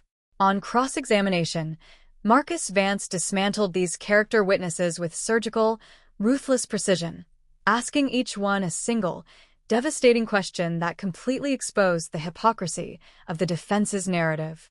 When Deacon Byrne was leading those youth groups, sir, or when he was calmly offering prayers of comfort to your families, were you aware that he had left the torso of a 24-year-old girl rotting in an alleyway just 3 blocks away, and that he was using your faith as a human shield to escape the hand of the law? Vance asked, his voice echoing in the dead silence of the room. The witnesses sat in stunned, uncomfortable silence, unable to offer a single word of defense for the man at the table. The stark, undeniable contrast was complete. Thomas Byrne's quiet, respected life was not a sign of his innocence or reformation, but the ultimate, stolen prize of his successful escape, a luxury of prestige and social power bought entirely with the blood of an innocent young woman who had been denied the basic right to live at all. The atmosphere inside the Boston courthouse became increasingly charged as the legal arguments drew to a close, the collective expectation of a verdict building toward a powerful, unstoppable crescendo of demands for absolute, uncompromising accountability that had been 31 years in the making. The final arguments in the trial of Thomas Byrne represented a monumental, existential clash between 2 irreconcilable interpretations of time, human morality, and the true meaning of justice. As the court reconvened on a humid morning in May 2026, the atmosphere within the historic, wood-paneled room was thick with a heavy, restless anticipation, the gallery packed shoulder to shoulder with journalists, legal observers, and the elderly cohort from South Boston who had waited nearly half their lives for this exact day. The prosecution had laid out an unassailable mountain of forensic data and emotional testimony, leaving the defense with an incredibly narrow, desperate path to walk. Jonathan Vance stood at the podium to deliver the final summation for the defense, his tone noticeably subdued, his usual theatrical aggression replaced by a quiet, pleading solemnity that acknowledged the near-impossible task of refuting a perfect 1 in 7.2 trillion DNA match. He did not attempt to argue that the silver pocket watch was a plant, nor did he challenge the accuracy of the state's laboratory sequencing equipment. Instead, he chose to position the entire case as a profound philosophical dilemma, attempting to weaponize Byrne's own decades of spiritual service and community utility against the conscience of the jury. Vance walked slowly toward the jury box, his hands resting gently on the dark wooden railing as he made direct eye contact with each of the 12 citizens who held the suspect's fate in their hands.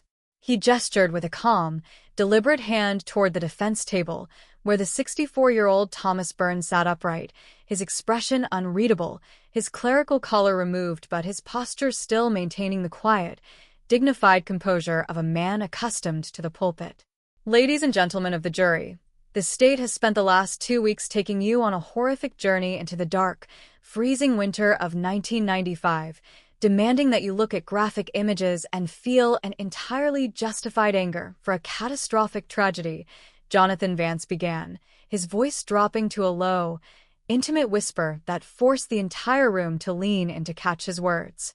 But I must ask you a difficult, uncomfortable question that the prosecution wants you to ignore. What true societal purpose is served by taking this man, who has spent the last 30 years transforming his life into an instrument of absolute grace, and locking him away in a concrete cell for the remainder of his days? Look at his record. The broken, chaotic individual who lost his soul in the freezing darkness of 1995 no longer exists in the physical or spiritual world. He has been entirely, fundamentally replaced by decades of profound sacrifice. The man before you today is a savior to the addicted, a comfort to the dying, and a pillar of stability to thousands of broken families in this city. To condemn this soul to die in the sterile, hostile environment of a maximum security prison is not an act of true justice. It is an act of pure, retrospective vengeance that cannot undo the tragedy of the past, cannot bring Clara Vance back to life, and serves only to satisfy a collective thirst for blind retribution. It was a calculated, deeply sophisticated appeal for exceptionalism based entirely on the sheer length of time Byrne had managed to successfully outrun the law and the social capital he had amassed during his escape, an ironical legal position that sought to turn his decades of successful camouflage into a mitigating currency for his punishment. The defense attorney was essentially arguing that if a killer can manage to hide long enough, if he can successfully wear the mask of a holy man until his hair turns silver and his public works become indispensable to a city, the legal system should simply grant him a pass, viewing his survival and utility as a spiritual statute of limitations on his moral obligations. For several minutes, Vance hammered on this theme, painting a portrait of Byrne's quiet pastoral life in South Boston as an ongoing, unadjudicated act of complete self-reformation, begging the jury to look at the defendant with philosophical mercy rather than raw, unbridled wrath. When Marcus Vance stood up to deliver the prosecution's final rebuttal, the entire energy inside the courtroom shifted instantly, the air instantly hardening into a state of absolute, freezing resolve. He did not use a gentle, pleading tone. He stood tall, his posture commanding, his voice carrying a deep, ringing resonance that seemed to vibrate through the very floorboards of the courthouse. He walked slowly to the center of the floor, standing directly between the jury and the defendant, completely cutting off Byrne from their line of sight. He rejected the defense's interpretation of time and redemption with a fierce, uncompromising intellectual clarity that exposed the fundamental, sickening flaw of their plea for mercy. The defense stands before you today and asks you to look at 30 years of good deeds, look at that calm face, and feel an impulse of pity, Marcus Vance declared, his eyes flashing with a cold, righteous anger as he looked directly into the faces of the jurors. But I stand before you to tell you that the passage of 31 years does not diminish the gravity of a murder by a single fraction of a percent. The law does not grow weary with the turning of calendar pages, and true justice does not come with an expiration date. The defense wants you to view those 30 years as a reason for leniency, but I ask you to look at those exact same years through the lens of absolute truth. Those 30 years were a magnificent, priceless gift that this defendant stole directly from Clara Vance. Every single morning that Thomas Byrne woke up to see the sun rise over Boston, every single time he held a position of honor in his parish, every quiet, peaceful night of sleep he enjoyed in his comfortable bed, those were stolen moments, lived on borrowed time that belonged to the 24-year-old girl he left disassembled in a frozen alleyway. He didn't serve his time. He stole his time. He lived a life of immense prestige, love, and community respect, luxuries he violently, permanently denied to his victim. The fact that he managed to evade this courtroom by hiding behind a collar and an altar is not a defense. It is the ultimate compounding of his crime. He paused, letting the immense weight of his words settle into the absolute, dead silence of the room, the imagery striking a profound, emotional chord with a jury that had spent 2 weeks absorbing the reality of Clara's stolen future. Vance walked back to the prosecution table, lifted the sealed glass vial containing the silver-plated pocket watch, and held it high above his head, the overhead fluorescent lights catching the cracked glass face. 31 years ago, this defendant stood over a container of human remains in a dark, filthy alleyway, checked his watch, and carelessly dropped it into the snow, entirely confident that the code of silence, the institutional shadow of the church, and the freezing winter would hide his malice forever, he said, his voice dropping to a fierce, steady whisper that echoed in the quiet space. He thought he had committed the perfect crime, that the world would move on and forget the name Clara Vance. But he left a part of himself behind. He left his biological signature locked inside the gears of this watch, a tiny, indestructible fragment of truth that waited patiently across generations, surviving the turn of the millennium, waiting for science to catch up to his cruelty. Today, ladies and gentlemen, the wait is over. You have the sacred opportunity and the legal duty to close the book that was opened on November 14, 1995. You have the power to tell the community of South Boston that their decades of fear and sorrow were not in vain, and you have the obligation to look at Thomas Byrne and tell him that his borrowed time has finally, completely run out. The sheer finality of his words hung in the warm air of the courtroom long after he resumed his seat, leaving the jury with a clear, uncompromising moral and legal imperative as they prepared to enter the deliberation room. Judge Thomas Wright immediately took over the proceedings, his voice calm and clinical as he read the formal, highly structured legal instructions that would govern their private discussions. He detailed the strict definitions of first-degree murder, the legal parameters of reasonable doubt, and the absolute requirement for a unanimous verdict. At exactly 11:30 a.m., the 12 jurors stood up from their padded benches, filed out of the courtroom through a side door, and entered the secure deliberation room, the heavy oak door clicking shut behind them to initiate the final, definitive chapter of the 30-year chase. Part 5.5. The physical space of a jury deliberation room during a historic cold case trial becomes a crucible of human conscience, a pressure cooker where ordinary citizens are tasked with resolving decades of unresolved historical trauma through the clinical framework of modern law. Outside the locked door, the corridors of the Suffolk County Courthouse degenerated into a state of tense, hypervigilant suspended animation.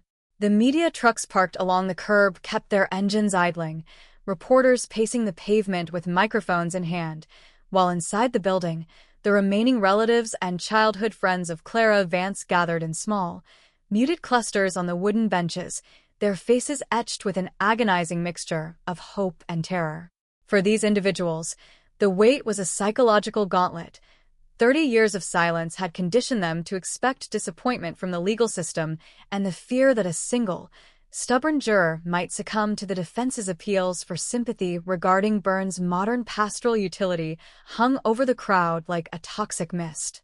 Inside the deliberation room, however, the dynamic was remarkably focused, systematic, and entirely devoid of the emotional manipulation that the defense had attempted to project.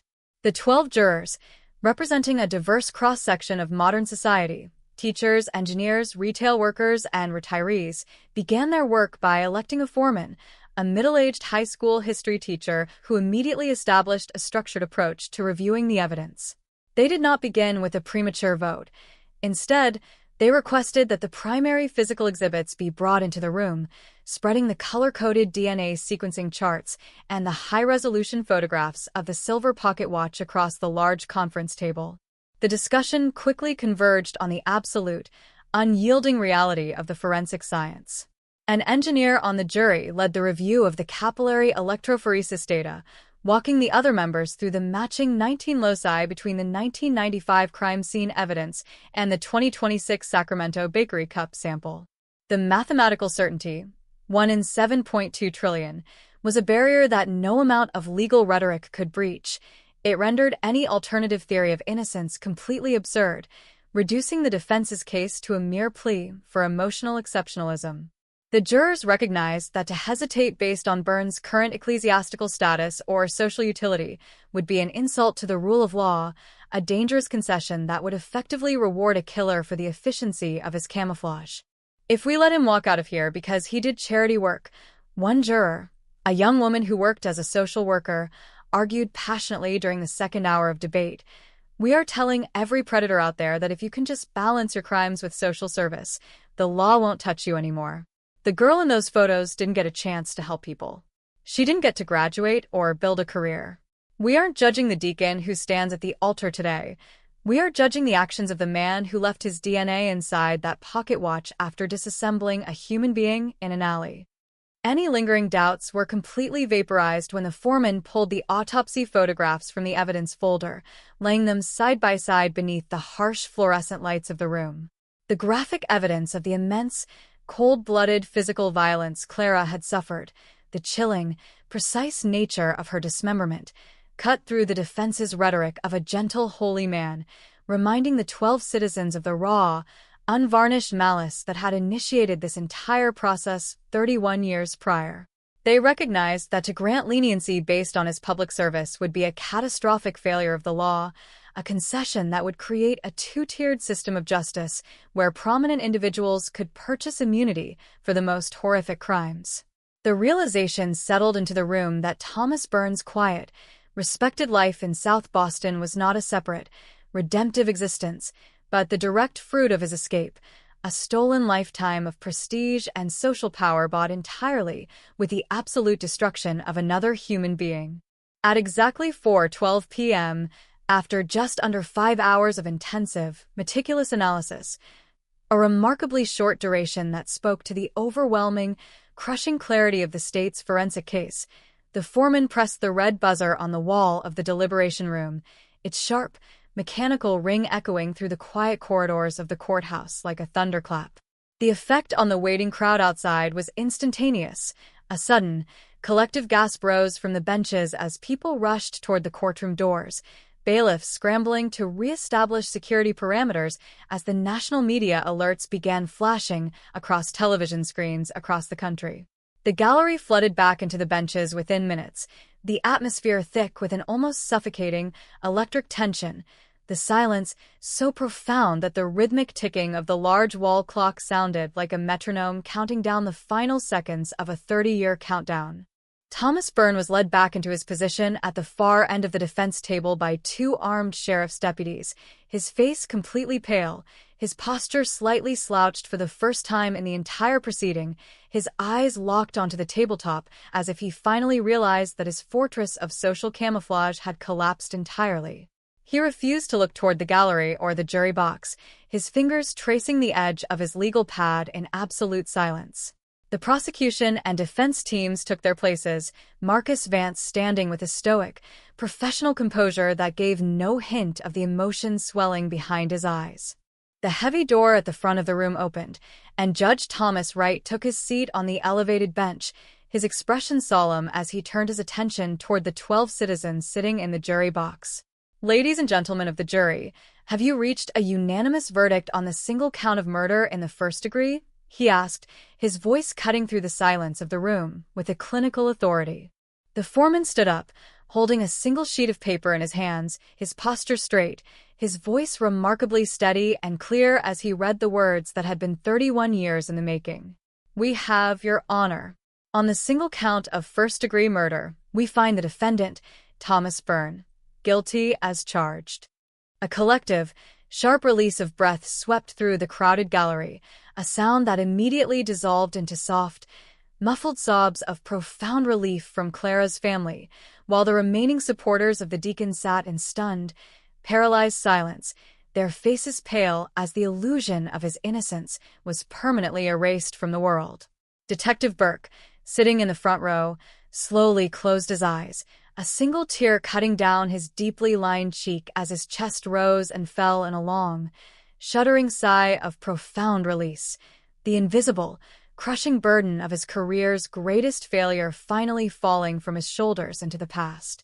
Byrne himself offered absolutely no physical or vocal reaction to the word guilty.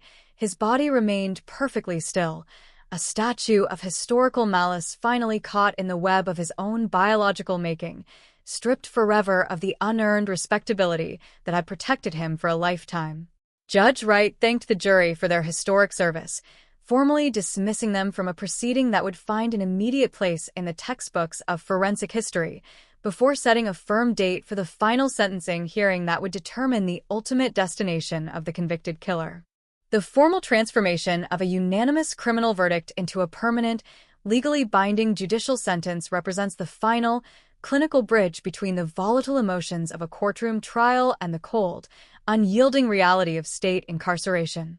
In the wake of the historic guilty verdict delivered against Thomas Byrne, the legal machinery of Suffolk County did not pause to celebrate its technological triumph over time. Instead, the focus immediately shifted to the preparation of the formal sentencing hearing, a comprehensive legal ritual designed to codify the killer's punishment and provide an official, permanent record of the multi-generational devastation his actions had inflicted. Under the Commonwealth's criminal procedure mandate, a period of several weeks was granted to allow both the prosecution and the defense to compile their formal sentencing memoranda.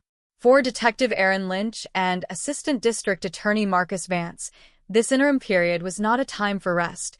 It was an intensive, high-stakes sprint to gather victim impact statements from the scattered survivors of the 1995 tragedy, ensuring that when the judge finally lifted his court gavel, the voice of the victim would echo louder than any defense plea for ecclesiastical leniency. The atmosphere inside the Superior Court building on the morning of June 12, 2026, was fundamentally different from the frantic, high-voltage energy that had characterized the trial phase. The pervasive sense of uncertainty that always accompanies a jury deliberation had completely evaporated, replaced by a solemn, heavy finality that hung over the packed gallery like a shroud. The national media trucks still lined the curbs outside, their satellite dishes pointed toward the sky, but the reporters spoke in hushed, respectful tones, recognizing that the day belonged not to the sensationalism of forensic science, but to the raw, enduring grief of a community that had been broken for 31 years. The rows of wooden pews inside the courtroom were occupied almost entirely by the residents of South Boston who had watched this trial with a mixture of disbelief and growing horror, men and women who had been frozen in a state of hypervigilant paranoia since the winter of their youth, gathering now to witness the absolute conclusion of a nightmare.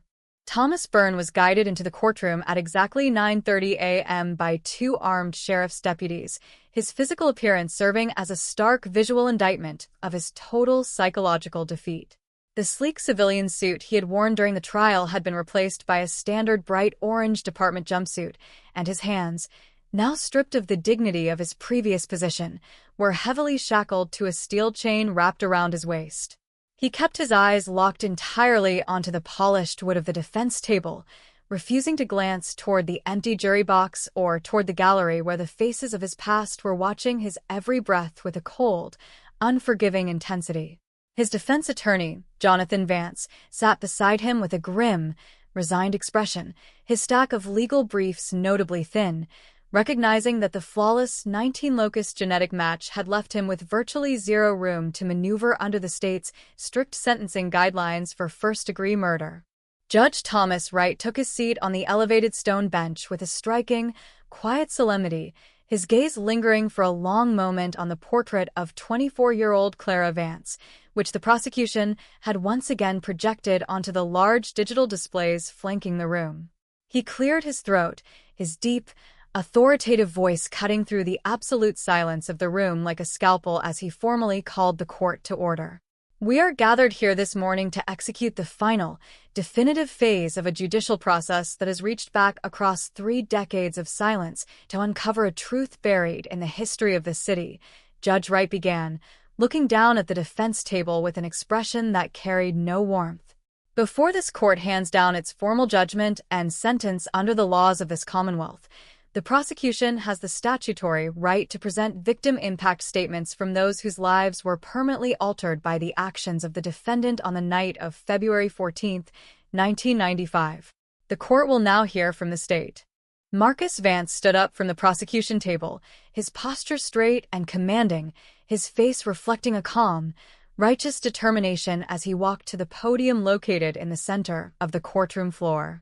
He did not bring a thick stack of legal arguments or statistical tables. Instead, he carried a small, leather-bound folder containing the written testimonies of a family and a town that had been systematically dismantled by a secret. "Thank you, Your Honor," Vance said, his voice resonant and steady in the quiet room. The defense has spent this entire trial begging this court to view Thomas Byrne as an indispensable asset to the community, a man who has lived a blameless life of service since 1995. But a murder does not exist in a vacuum, and the punishment for a murder cannot be dictated solely by the public reputation the perpetrator used as camouflage.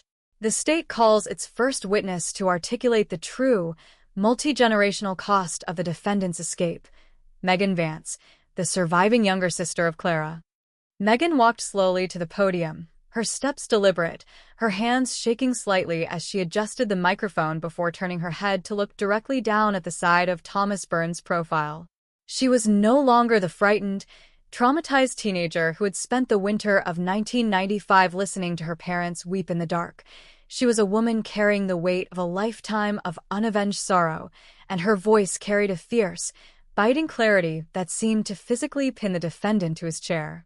"For 31 years, Thomas, you have lived a comfortable, respected lie in the parishes of the city," Megan began, her voice dropping to a low, powerful whisper that echoed into every corner of the silent room. "You got to stand at the altar. You got to receive the reverence of our neighbors, celebrate community triumphs, counsel the young, and comfort the sick. You got to experience the beautiful, slow, and natural progression of human life, enjoying the safety, honor, and prestige of a community that trusted you blindly. And you built that entire life on a foundation of stolen time, time that belonged entirely to my sister, Clara." She paused, taking a deep, shuddering breath, her fingers clutching the edge of the wooden podium so tightly her knuckles turned a stark white. She reached into her pocket and pulled out a faded photograph of Clara, holding it up so that it was visible to the entire room, a stark contrast to the man in the orange jumpsuit. "On the night you dragged Clara from her path and cut her life away, you didn't just end a single existence," Megan continued, her eyes flashing with a righteous, long-delayed anger. "You murdered a piece of everyone who loved her. You murdered my father's future. He spent his remaining years drowning his sorrow in alcohol, unable to face the image of what happened to his oldest daughter. You murdered my mother's mind. She spent decades looking out the window for a girl who would never come home, her sanity eventually fracturing under the unyielding agony of your secret. And the deepest horror, Thomas, is that you came to our house. You sat on our couch. You held my mother's hand while she cried, and you told us that the monster who did this would face the wrath of God. You looked into our eyes with total, manufactured sympathy, knowing every single second that your own hands had committed the butchery. You got to grow old, Thomas. Clara never did. She was frozen forever at 24, her remains discarded like trash, while you walked into the church and chose to forget what you had done. Today, your mask is gone, your stolen lifetime is over, and your silence can no longer protect you from her blood." A heavy, suffocating solemnity settled over the gallery as Megan stepped away from the podium, several of the elderly residents from South Boston burying their faces in their hands as silent, long-suppressed tears wet their wrinkled cheeks. The emotional gravity inside the courthouse had reached a devastating, undeniable peak, the sheer accumulation of 31 years of unvoiced community grief filling the legal space with a power that completely vaporized the defense's narrative of pastoral utility. The prosecution followed Megan's statement by submitting a formal statement from the original investigator, Ray Burke, who was too frail to attend the final hearing but whose written words demanded the maximum penalty under the law, stating that his entire retirement had been haunted by the image of the frozen alleyway that Byrne had created. When Jonathan Vance stood up to offer the defense's final statement before the imposition of the sentence, he did so with the demeanor of a professional who knew his position had been completely demolished by the facts. He did not attempt to repeat his trial arguments regarding spiritual redemption or social utility. Instead, he made a brief, legally required plea for the court to consider Byrne's lack of a prior criminal record and his decades of nonviolent behavior within the community.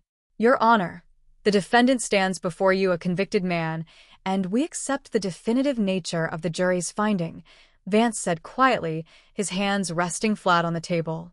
We ask only that the court, in exercising its vast discretion, take into account the complete transformation of the defendant's lifestyle over the past 3 decades and consider a sentence that reflects his age and his history of public service. Judge Thomas Wright did not wait for the defense attorney to take his seat before he began his formal response, his posture straightening as he adjusted the heavy black robes around his shoulders. He reached down and picked up a thick packet of typed documents, the official judgment of the court, his eyes looking out over the crowded courtroom with an expression of unyielding, absolute authority. The court has reviewed the memoranda submitted by both counsels, has listened carefully to the profound testimonies delivered this morning, and has spent a considerable amount of time reflecting on the unique, historical nature of this case. Judge Wright began, his voice carrying a cold, rhythmic weight that commanded the absolute attention of every individual in the room. The defense asks this court to view the defendant's 30 years of quiet, religious behavior as a mitigating factor, a sign of rehabilitation that should earn him leniency in his advanced stage. This court completely and utterly rejects that reasoning. He leaned forward, his elbows resting on the bench, his eyes locking directly onto Thomas Byrne, who seemed to shrink even further into his orange jumpsuit under the judge's gaze. A long-term evasion of law enforcement by hiding behind the vestments of a church is not a mitigating circumstance. It is an aggravating reality, Judge Wright declared, his voice rising in an authoritative crescendo that echoed off the high ceiling. To grant you a lighter sentence because you successfully used the faith of a neighborhood as a human shield to escape the police until your hair turned silver would be a grotesque distortion of the principles of justice. It would send a message to every predator in this city that if you can simply run fast enough, hide deep enough, and wrap yourself in a collar, the passage of time will eventually forgive your savagery. The law does not grow weary, Mr. Byrne. It does not look at a calendar and decide that a dismemberment has expired. Your 30 years of respected public life were not an earned privilege. They were a stolen luxury, paid for with the blood of a young woman who was completely denied the right to live her life. You wore the mask of a holy man, using that social camouflage to protect yourself from the consequences of an act of absolute, unbridled malice. The judge lifted the small, sealed glass vial containing the 1995 silver pocket watch, holding it up so that it glistened under the bright lights of the courtroom, a powerful visual symbol of the microscopic anchor that had dragged the killer to his final reckoning. 31 years ago, you stood over a container of human remains in the dark of a frozen alley, checked your watch, and dropped it into the snow, entirely confident that the code of silence, the storm, and the passage of time would bury your identity forever. Judge Wright said, his voice dropping to a low, freezing whisper that carried the full weight of historical retribution. But you left a part of yourself behind. You left a molecular signature locked inside the gears of this timepiece that outlasted your freedom, outlasted your prestige, and survived the turn of the century, waiting patiently for science to unlock its secrets. You thought time was your ally, but in the end, time became your executioner. Your clerical status does not grant you a discount on your accountability, and it does not diminish the terror you inflicted with your own hands. The judge paused, reaching for his gavel, the sharp metallic jangle of his movements sounding like a death knell in the silent, breathless courtroom. Therefore, under the laws of this Commonwealth, for the crime of murder in the first degree with extreme atrocity and cruelty, this court sentences you, Thomas Byrne, to life imprisonment in the state penitentiary without the possibility of parole. You will be transferred immediately to a maximum security facility where you will spend every remaining day of your natural life reflecting on the choice you made on February 14, 1995. This court is adjourned. The judge brought the heavy wooden gavel down onto the block with a sharp, definitive crack that echoed through the room like a gunshot, signaling the absolute, permanent conclusion of the legal process. A collective, massive sigh of relief swept through the crowded gallery, a sound that quickly dissolved into tears, embraces, and a profound, overwhelming sense of liberation that had been 31 years in the making. Thomas Byrne offered absolutely no verbal or physical reaction to the sentence. He remained completely paralyzed as two burly sheriff's deputies stepped forward, secured the steel handcuffs tighter around his wrists, and wheeled him slowly out of the courtroom through a heavy steel side door. As the door clicked shut behind him, sealing him away from the free world forever, the portrait of Clara Vance remained glowing on the monitors, her bright, hopeful eyes finally restored to a town that would no longer have to live in the shadow of her unavenged ghost. The clinical finality of a judicial sentence does not instantly dissolve the deep psychological fractures running through a community. It merely initiates the slow, agonizing process of structural reconstruction. In the immediate wake of Judge Wright's historic decree sentencing Thomas Byrne to life imprisonment without the possibility of parole, the administrative machinery of the Commonwealth moved swiftly to execute the physical logistics of his permanent removal from society. While the public space outside the Suffolk County Courthouse erupted into a volatile storm of media coverage and weeping gatherings, a highly secure, private ritual was unfolding within the basement transfer tunnels of the facility. Byrne was stripped of his temporary detention status, his personal property permanently confiscated, and his physical metrics cataloged into the Department of Corrections database as a maximum security inmate. He was no longer the spiritual shepherd of South Boston, nor was he the celebrated community organizer whose name had once opened doors at City Hall. He was reduced to an 8-digit state identification number, a compliance requirement bound for the concrete walls of Walpole State Prison. Detective Aaron Lynch and Assistant District Attorney Marcus Vance stood in the darkened observation booth overlooking the secure loading dock, watching through reinforced glass as a team of heavily armed transport officers secured the convicted killer into the rear compartment of an armored transfer van. The atmosphere inside the booth was remarkably quiet, devoid of any celebratory relief or grand declarations, the sheer exhaustion of a multi-year technological investigation weighing heavily on their shoulders.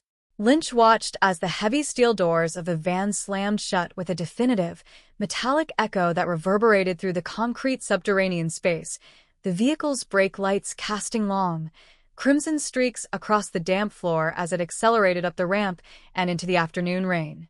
The phantom that had haunted their department since the winter of 1995 was finally, permanently en route to the oblivion of a maximum security cell, yet both investigators understood that the true closure of a cold case requires a meticulous audit of the institutional scars left behind in the real world.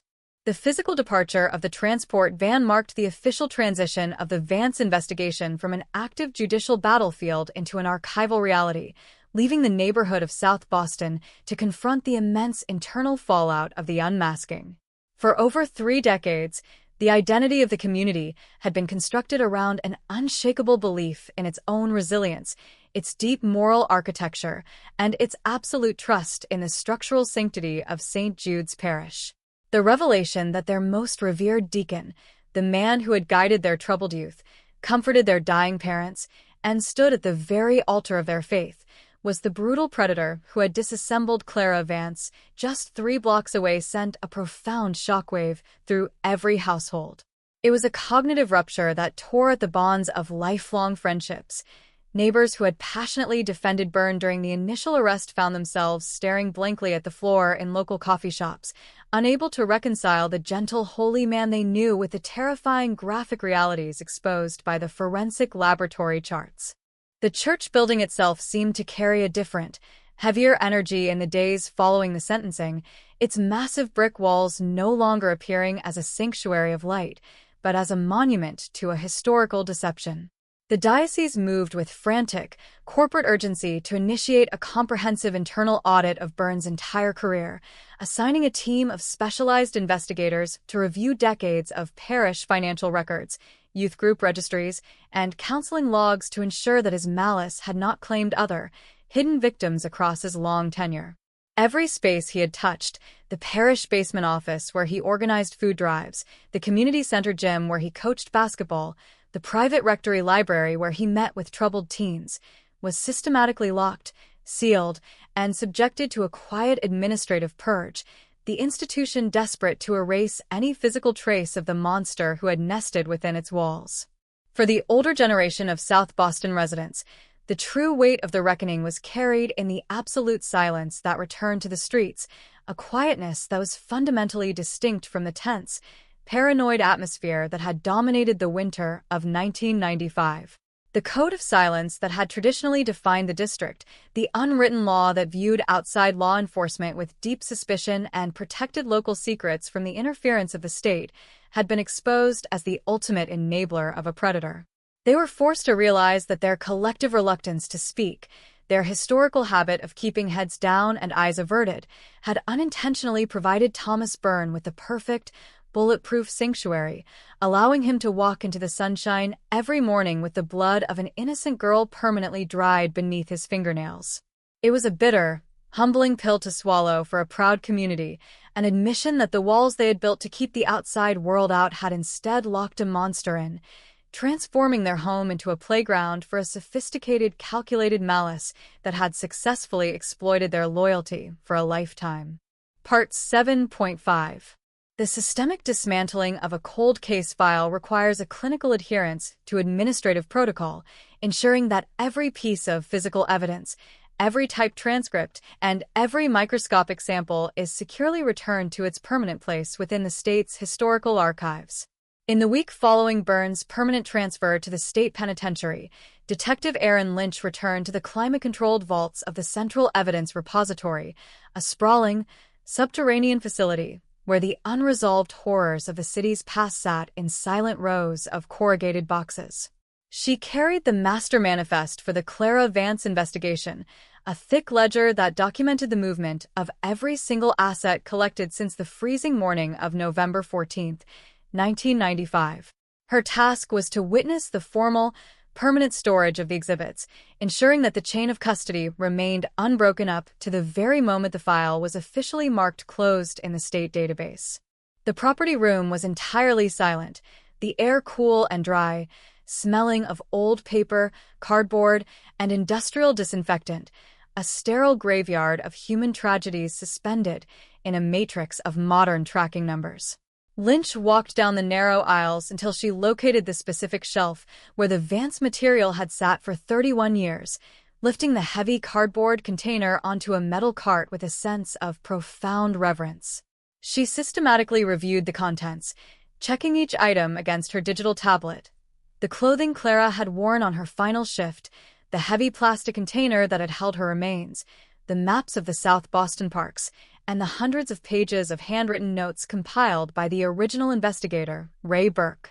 At the very bottom of the box, resting in its custom-fitted foam insert, lay the small glass vial containing the silver-plated pocket watch, its cracked face still frozen at exactly 2:14 a.m. Lynch lifted the glass container to the harsh overhead lights, staring at the intricate silver casing and the delicate links of the tarnished chain that had carried the definitive key to an impossible puzzle across 3 decades of technological stagnation. She felt an intense surge of professional gratitude toward Detective Burke and the original 1995 forensic crew, during an era when the concept of touch DNA was pure science fiction, when policing was dictated entirely by blood types and manual fingerprint cards. They had maintained an absolute, unyielding commitment to basic field craft. They had bagged, sealed, and signed that wax boundary with a precision that ensured the biological material left inside the gears remained perfectly insulated from environmental degradation, waiting patiently for a generation of detectives who could read the molecular script of identity. "We finished it, Ray," Lynch whispered into the quiet of the vault, her voice a soft melody that seemed to lay the lingering ghosts of the property room to rest. "The watch did its job. He's never coming out." She carefully returned the vial to its foam slot, closing the heavy cardboard lids of the box and sealing the edges with a high-security blue tape that bore her own signature, date, and time. She entered the final tracking code into her handheld scanner, the computer screen flashing a definitive green confirmation that transitioned the case file from active status to an archived monument of forensic triumph. As she walked out of the facility into the gray afternoon air of Boston, the rain was beginning to clear, pale shafts of sunlight breaking through the heavy clouds to glint off the wet asphalt of the avenues. The unavenged shadow that had hung over her department for a generation had finally been neutralized, transformed by the clinical precision of modern laboratory work into a completed chapter of legal history. Yet Lynch knew that the true validation of their work was not found inside the secure servers of the forensic laboratory or the storage boxes of the property room, but in the physical spaces of the city, where the living were left to pick up the pieces of their broken reality. She climbed into her vehicle and navigated the commercial traffic toward South Boston, drawn by an instinctual need to see the physical terrain of the crime one final time now that the monster had been stripped of his freedom.